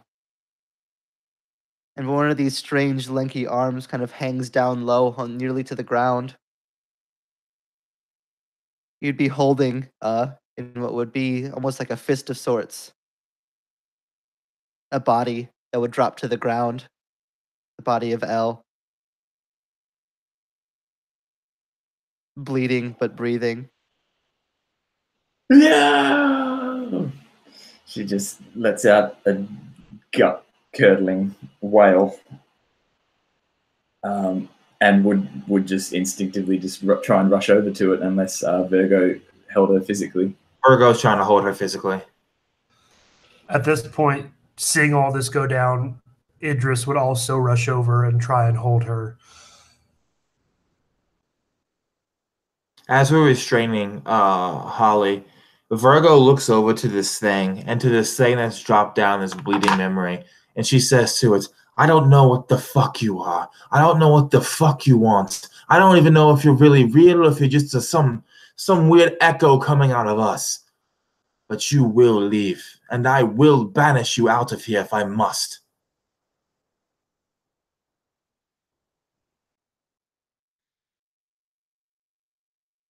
Yeah, it'll look at the two of you holding back the third, desperately trying to claw and run towards the bleeding frame of her friend. And it'll just look over. You can't get rid of me, not from here. This place is as much me as it is you. To get rid of me would be to get rid of everything, all of this. You can try if you want. Virgo, still holding back Holly, listens to what this wraith is saying, and then she spits back at the very same moment that it finishes speaking. Your threats don't mean anything to me. Nothing you say means anything to me. I'm not going to try and kill you or destroy you. But I will tell you this, whatever you may be, this you ghost of Astra, that whatever you're trying to learn from us, whatever you're trying to do to us, it won't work. It won't mean anything. It's best for you just to go back to your junk piles and to go back to seeping through memories and looking at prosthetics than it is to be harrying us all the way through our journey.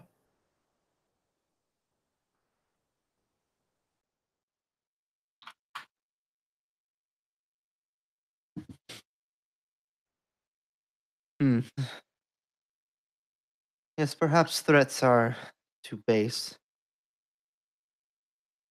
They're just words after all. Words have little power. I'm sure you know that.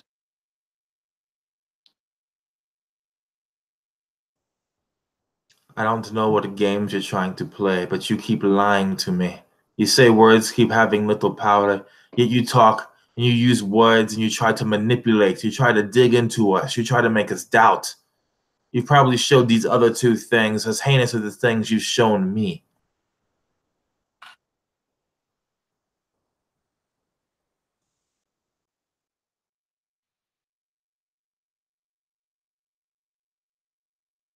Perhaps.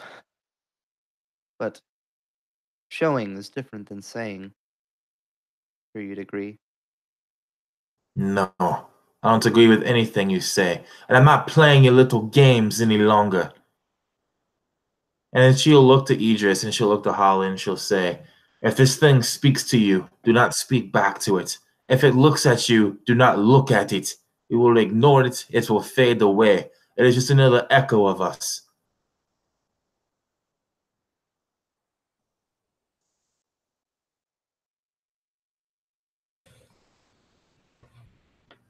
Hearing Virgo say this, hearing this whole conversation go down,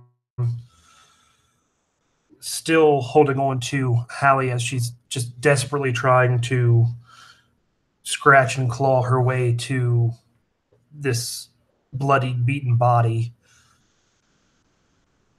Idris is just going to wrap himself as much as he can around Hallie, and he's going to begin just speaking solely to her. Hallie, you have to stop this. You have to fight this. Remember what you told me when we first stepped out. Remember. You have to push it back down.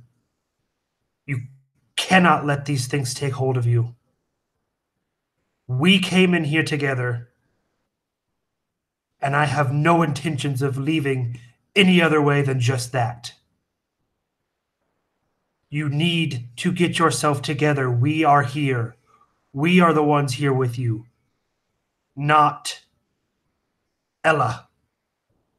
That is not the person that you remember. And as he's saying this, you can hear almost the frustration in his voice.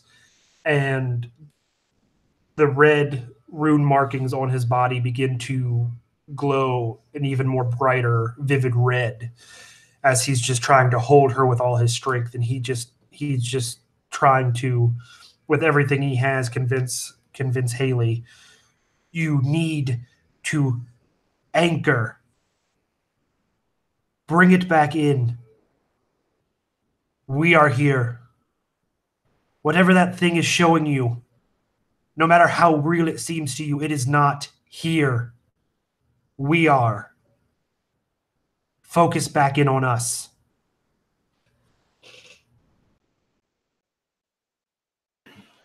And You think, oh, you go. you say ignore, do not listen, do not see. You can close your eyes, you cannot close your mind. You will see and you will hear. That's all there is in this place. And he'll reach down towards the crumpled body. And even as you look away, if you do, or if you stare right at it, Hallie, this astra arm, more tendril than arm, will like reach down and like touch her, and she'll begin to writhe and scream in pain, agony, as if being burned or cut. Before Holly can see this and fully react, Virgo grabs her face and she's going to cast a boosted version of Mind Link. She's going to cast it with multiple boosts, specifically the one that lets her experience the same senses that Holly does, and also the one that lets her speak through Holly. And what she's trying to do is she's trying to quite literally just hijack her astral body to keep it from doing anything crazy. Awesome. Yeah. So that's it basically costs a total of 3 astral points to do that towards my fade. There's not really like a save for it because it's not like you use like an aggressive thing. It's like a telepathy, but with certain upgrades to it. And I'm just trying to use it in a different way because we're all like astral bodies right now. So I'll let you two decide if it's like actually like a thing that works or what.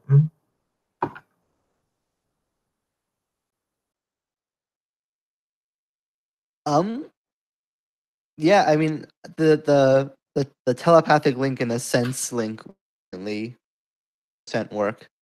As far as body takeover, I'll leave that to Hallie to say if that sort of thing could even stop her at this point or not. Yeah, I think I'm fully open to that. So that's cool. I think if it's kind of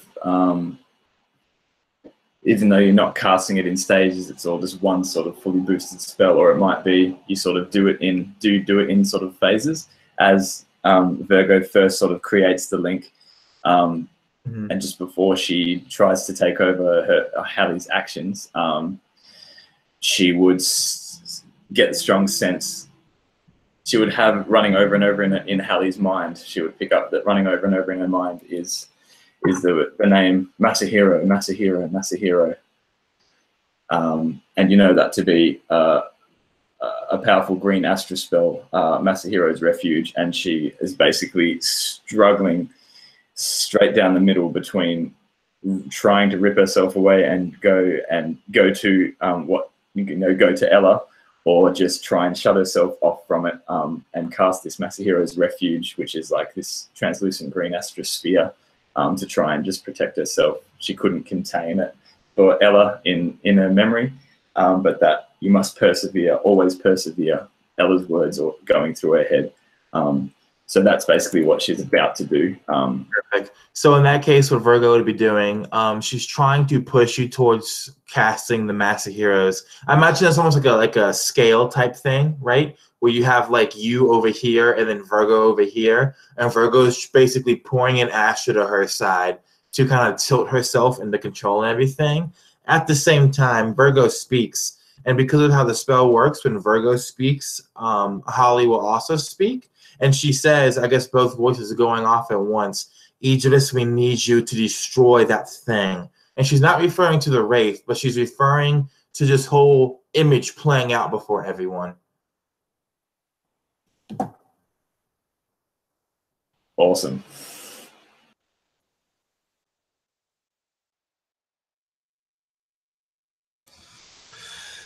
Idris would look at Virgo.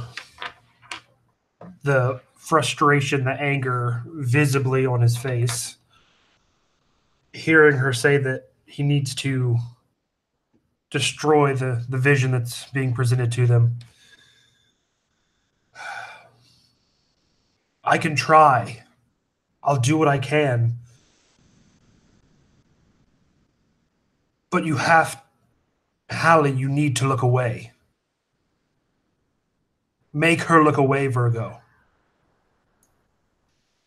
And at that, Virgo would take the back of Holly's head, as keeping the connection between the spell, and she would put their foreheads together again. And as she would do so, she would begin to hum an old Dress Market song that the both of them likely would have heard as children to her, to try and basically fill her entire thoughts with that song, as Aegis does what Aegis has to do.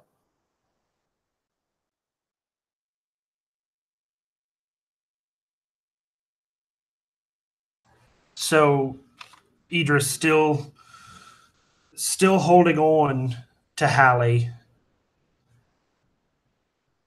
Will, seeing how Virgo now has basically control over Hallie, he'll let go.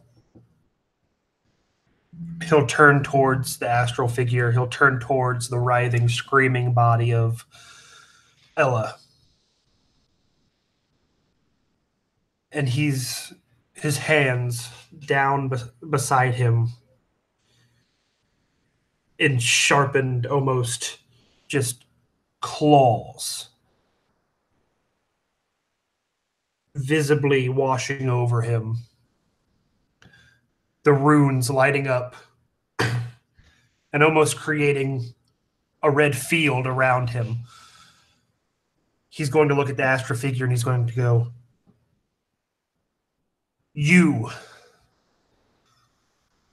I don't know what you want from us. I don't know why you keep following us. But this will stop. I will not stop until this stops." And he's going to raise his hands, and on the astral figure as well as Ella, I'm going to cast Static Field. And basically that's going to, as I raise my hands, the static electricity, these little bolts and shocks of lightning are going to gather and form and swirl around the astral figure, around this writhing body in a 10-foot radius by a 30-foot high cylinder. And it's basically just going to create an electrical storm within there. And I'm just going to hold it for as long as I can. I'm going to boost it so the duration of it will last for 5 minutes. As long as I can possibly hold it. It's going to basically put my Astra Fate at 4. And I'm just going to, my fists are now clenched, and I am just deadlocked on this Astra figure, and I am just watching as these lightning strikes hit this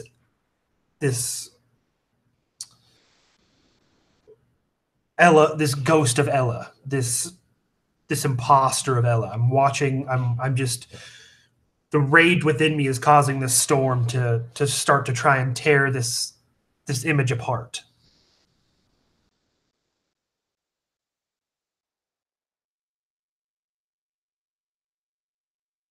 Sorry, did you say that you were boosting it? or no? Yeah, I'm going to boost it so it'll last as long as I can. As long as I can concentrate on it, it will last for 5 minutes instead of the 1 minute. So basically, I'm just going to try and keep it going as long as I can to basically cause as much damage to the Astra figure and this Ella projection as possible. Yeah, it's this like red Astra field of electricity blasts down, swirling in this eerie pattern around this creature. The red masking some of the other colors of this thing, tinting the whole kaleidoscopic shape of it into a darker hue. There will be a terrible cry, familiar but only to Hallie, as Elle is destroyed. The cloud of Astra tearing her apart. She'll yell out one final cry for help, which will be unanswered. And she'll disappear. The memory fragment of her going away, just as she had. And the creature will stand in the field, look around, and then look at you, Idris, and just nod its strange, misshapen head slowly. Interesting.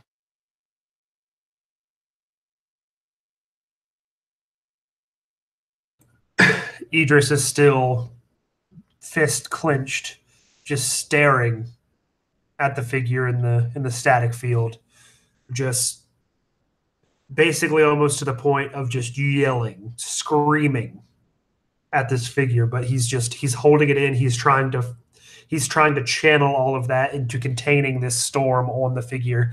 And even though he still sees that these electrical shocks seem to not have any effect on this being, he's going to basically hope beyond hope that his continuation of the spell will somehow, if not harm the figure, basically send it a signal, so to speak. The creature will take another couple moments to like observe this tempest of Astra around it. And it'll bring up its arm, clench its twisting branch-like fingers into a strange curled fist, almost as if parroting your movements in the same way that it had so long ago. And it'll look at you again straight in the eyes.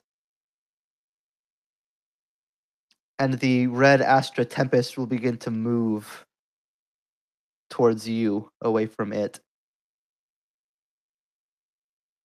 Slowly.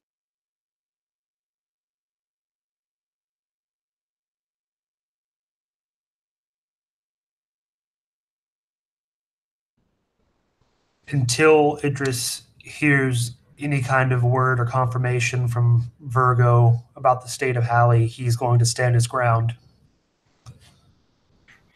What's get the you- Holly in now? Sorry, just real quick. Can I get I guess it would be a spell casting check from you? So like what would you use to make a spell attack roll? Or from Seth? Yeah, from Idris, sorry. So your charisma plus your proficiency. All right, so charisma plus.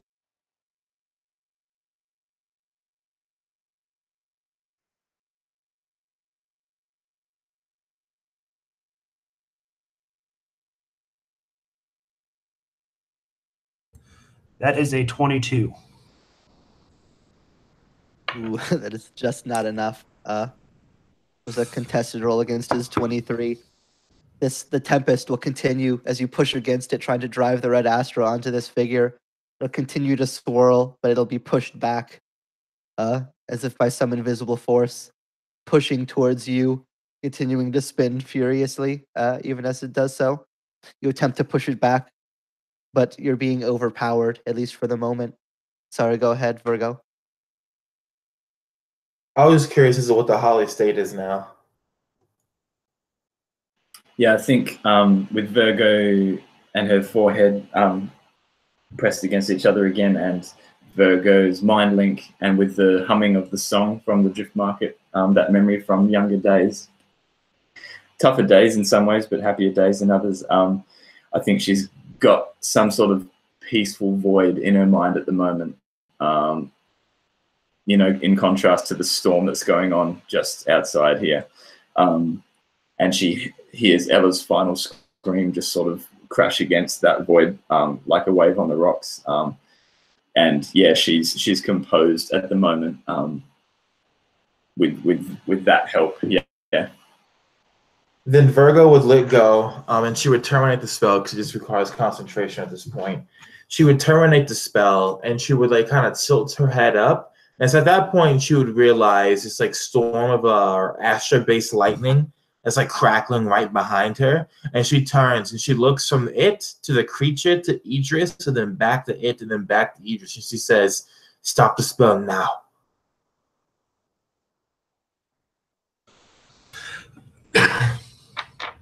Idris, still fist clenched to the point of, if he were able to bleed, he surely would be from his nails digging into his skin. Looks over at Virgo, and you can see in his face, even though it's still primarily anger, you can see and hear the uncertainty in his voice when he goes, "I'm not sure that I can anymore."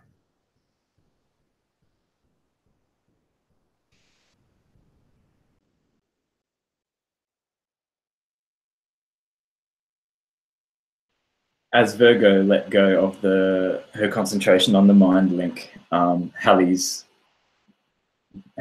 perception sort of returns to the present.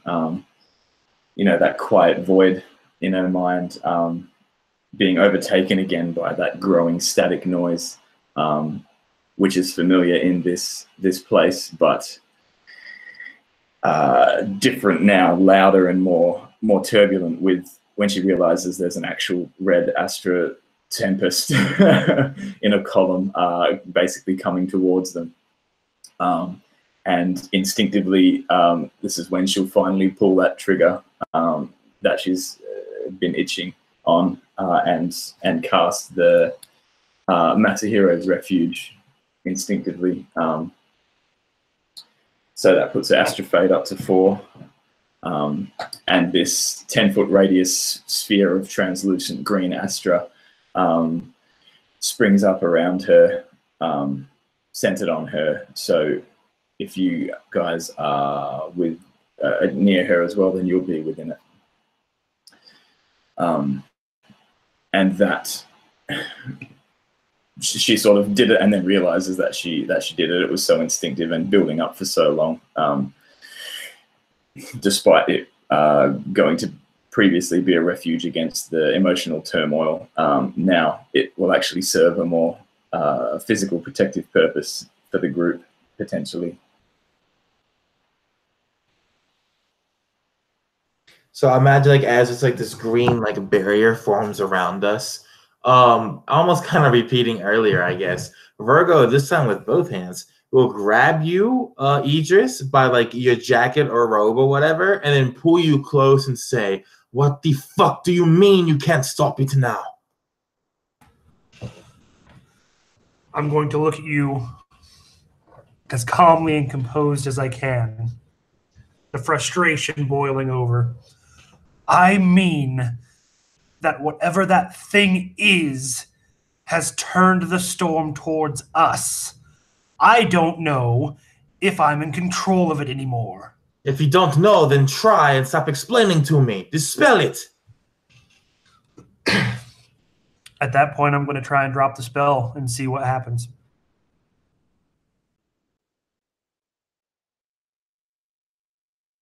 You make me another opposed spell casting check.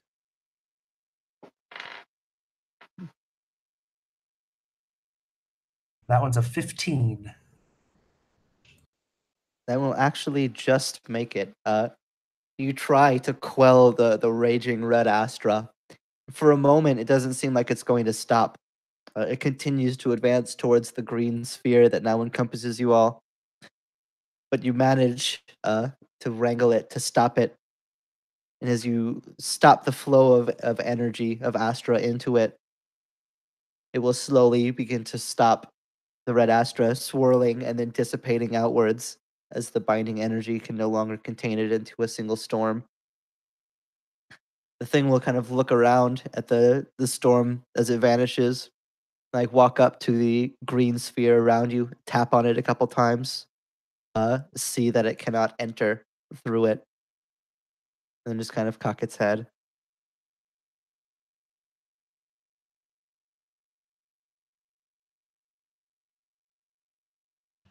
Through sobs and gritted green teeth, Hallie says, "Leave us alone."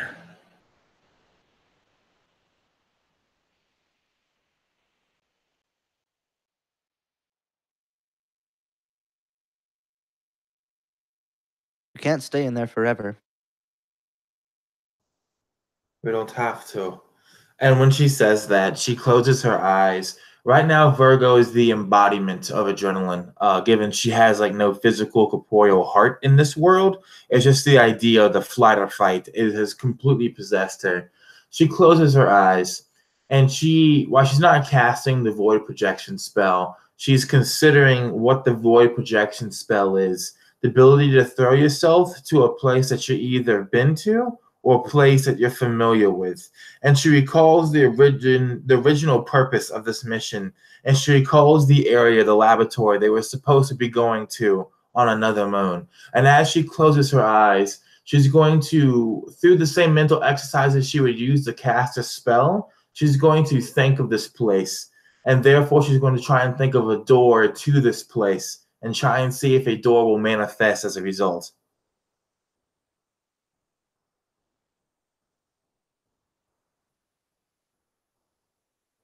Yeah, you walk yourself through these enumerations, the steps, the projection process, the darkness, the red, the blue, the green, the yellow, red, blue, green, yellow, over and over again, as the kaleidoscopic images begin to shape. You bend it in your mind, within your imagination, into the shape of this laboratory, the shape of the door leading to it. And when you open your eyes again, at the far wall in this library, this ruined, abandoned library of some long, dark memory, you would see a door at the end of the wall that wasn't there before. Virgo, without even looking at it, her eyes are so focused on this wraith before her. She says to her two compatriots, "That is our way out. And we are going to walk through it together and pay this thing in front of us no more mind." And then she's going to turn her back to it and look to you two, and then say to you two, "Do you understand?"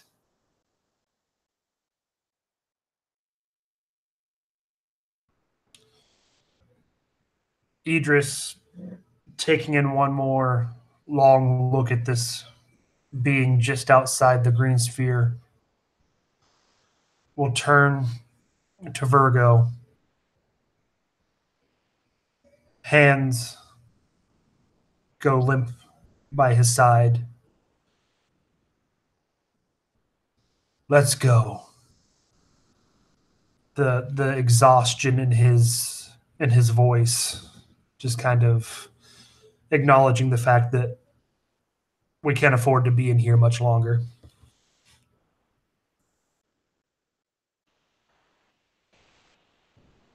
Hallie takes one more deep breath. Ella's words running through her mind, "Always persevere." And she nods to Virgo. "I will trust you." she says kind of loudly, as if intended for the thing to hear, but more so for herself and possibly her companions, although she knows that Virgo already wholeheartedly believes it. We are mancers. We are focused. We are the river. We are the asteroid. We are the comet. We are the shining sun. We are determination.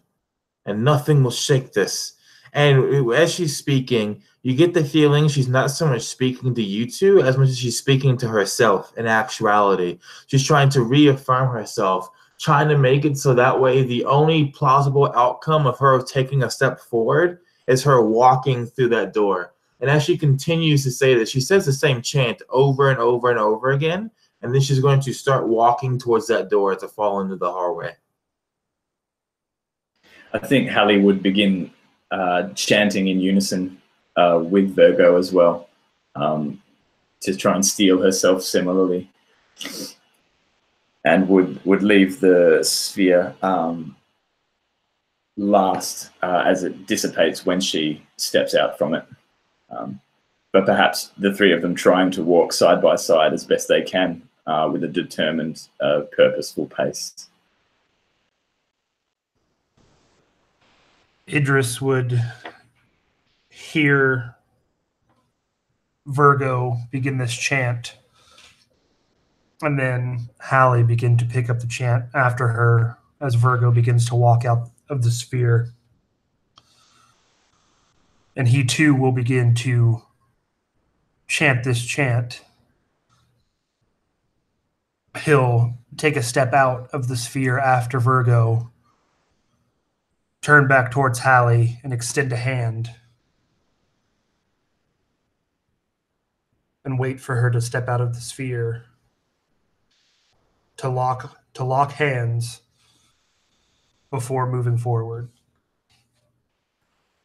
Chanting in unison, the three of them now. She nods in understanding, not skipping a beat on the words, grasps your hand, and steps through the sphere, dissipating as she does so.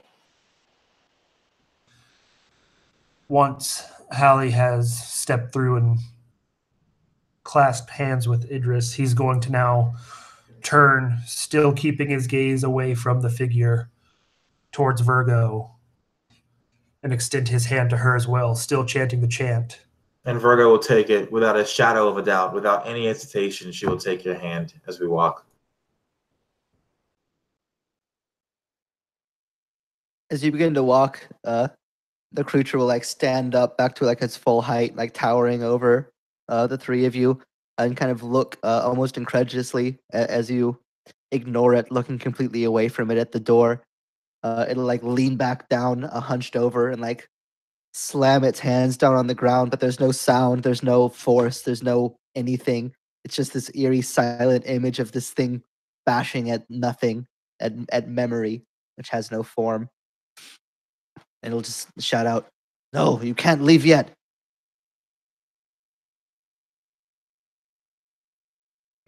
Just gonna keep on chanting and Yep. keep on trucking.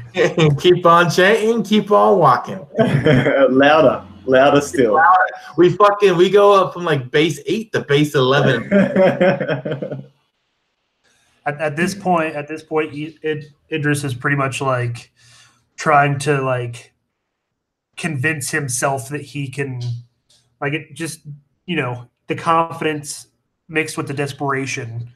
Like, maybe I can do some of that weird walkie shit that the Astra thing did in here, because we're all Astra, so fuck it. I'm going to try and like do some extended, like unnatural, like walking leaps to try and like see if it's even possible. And if it is, I'm going to just keep going with it.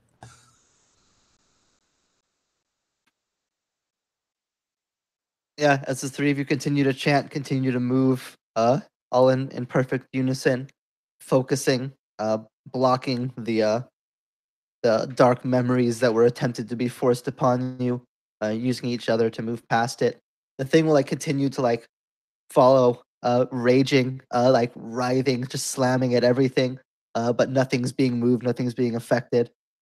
It'll like run in front of you and like stop, and try to like swipe, but the swipes won't contact you. Nothing will happen. and it'll continue to yell and scream, this like desperate, raging scream. But you'll walk through the door. You can like see it like peering through the door at you from the other side. As you find yourself in, similarly, an eerie, plain laboratory room with 3 isolation pods connected at the center. You can hear this thing's like tortured wails as it screams furiously for you guys to stop, not to leave yet. Seeing this, as we all enter, Idris is going to wait until Virgo and Hallie are both in front of him. He's going to walk in, turn around and see this figure in its desperation screaming and throwing this tantrum. And he's just going to lift one solitary finger before grabbing the side of the hatch of the door and slamming it shut.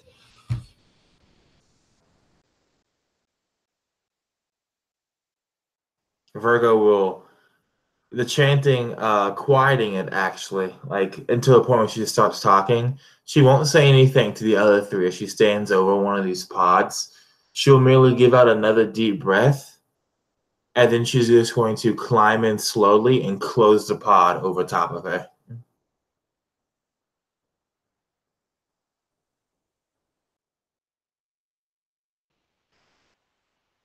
Hallie does a similar sort of thing. I think she's in shock, I think, from that ordeal, and can hardly believe that it seems that we've come to our objective, basically. So not wanting to prolong it any longer, she also sits down in one of the isolation pods, pulls out maybe her little data pad or whatever it is, and jots down some quick notes on just the key points of the experience, for record-keeping purposes of the experiment. And then lays down.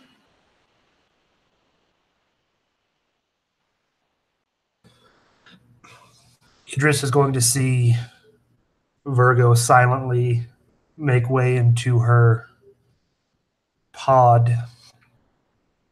See Hallie begin to jot down some notes. And at this point, he realizes that he doesn't have to maintain the tension that he was carrying this entire time since the visage of Ella was presented. The tension, the frustration, the anger, he doesn't have to hold that any longer. So he just releases all of that. And you can see his body almost physically tremble due to the release of all this tension. And at this point, being physically exhausted, he will very slowly stagger to his pod, sit down in it, take his boots off, place them to the side, and close his pod.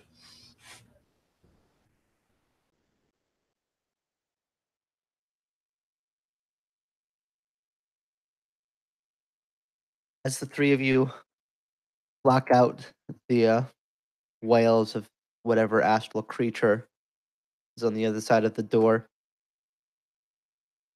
you find a place of silence, a place of darkness. It takes a moment, longer than it did the first time, to still the adrenaline, the anxiousness of the experience, to calm your mind down to that perfect stillness that's required for transference. And you begin walking yourself through the steps as you normally would. Red, blue, green, yellow, over and over again, cycling repeatedly.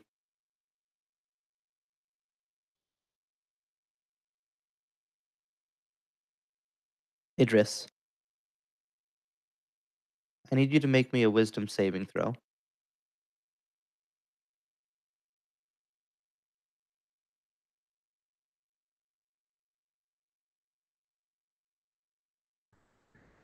That would be an 11. In the shifting kaleidoscope of the astral cloud that you've built into your brain, as the yellow weaves its way in, tendriling through the other colors of the cloud,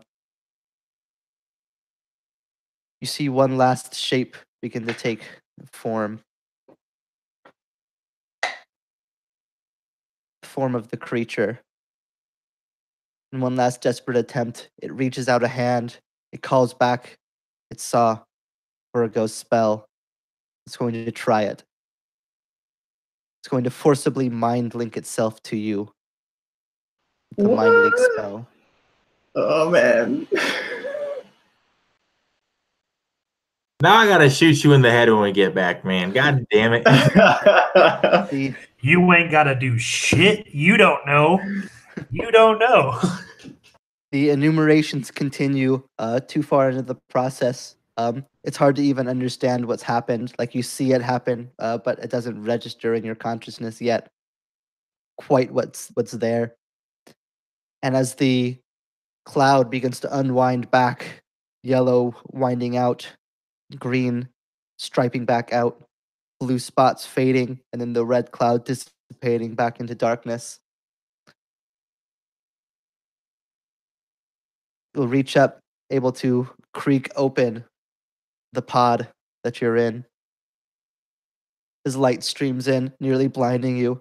You've been in darkness for so long. You'll see the light of a laboratory. A different laboratory. One that you haven't seen yet. At least not with your own eyes. And you're there, in a new place. Somehow, it's worked. And we'll see one last glint as the three of you climb out, just for a brief moment. Kaleidoscopic colors in Idris's eyes that then fade back to his normal color. And that's where we'll stop. Dope. I dig it, man. It felt like a Harbinger meets Hunter x Hunter thing going on. Oh man. Yeah. But yeah, Idris, Seth, if I ever figure out, I just gotta blow your brains out, dude.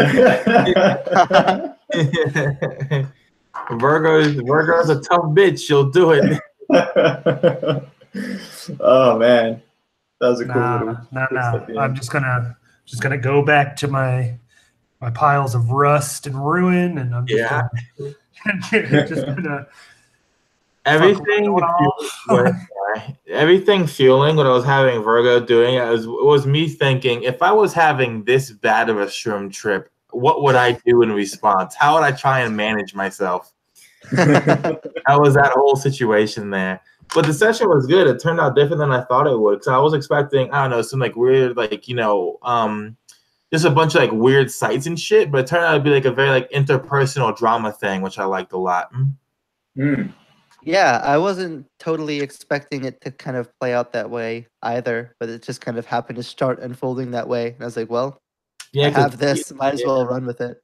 Kiel was like, I see my dead friend. Let us begin. I was like, well, I'm going to go all the way into this then. Yeah, man. Yeah. You just got to lean into it. Yeah, I decided like whatever you guys like describe in your initial visions, like I'm going to kind of tie that in, and you all just kind of happen to pick all this like desolate, bleak personal shit. Yeah. So it's like, might as well take that and run with it. If that's where people's brains are going to, might as well just kick the gas. All right, well, I'm going to stop the broadcast, but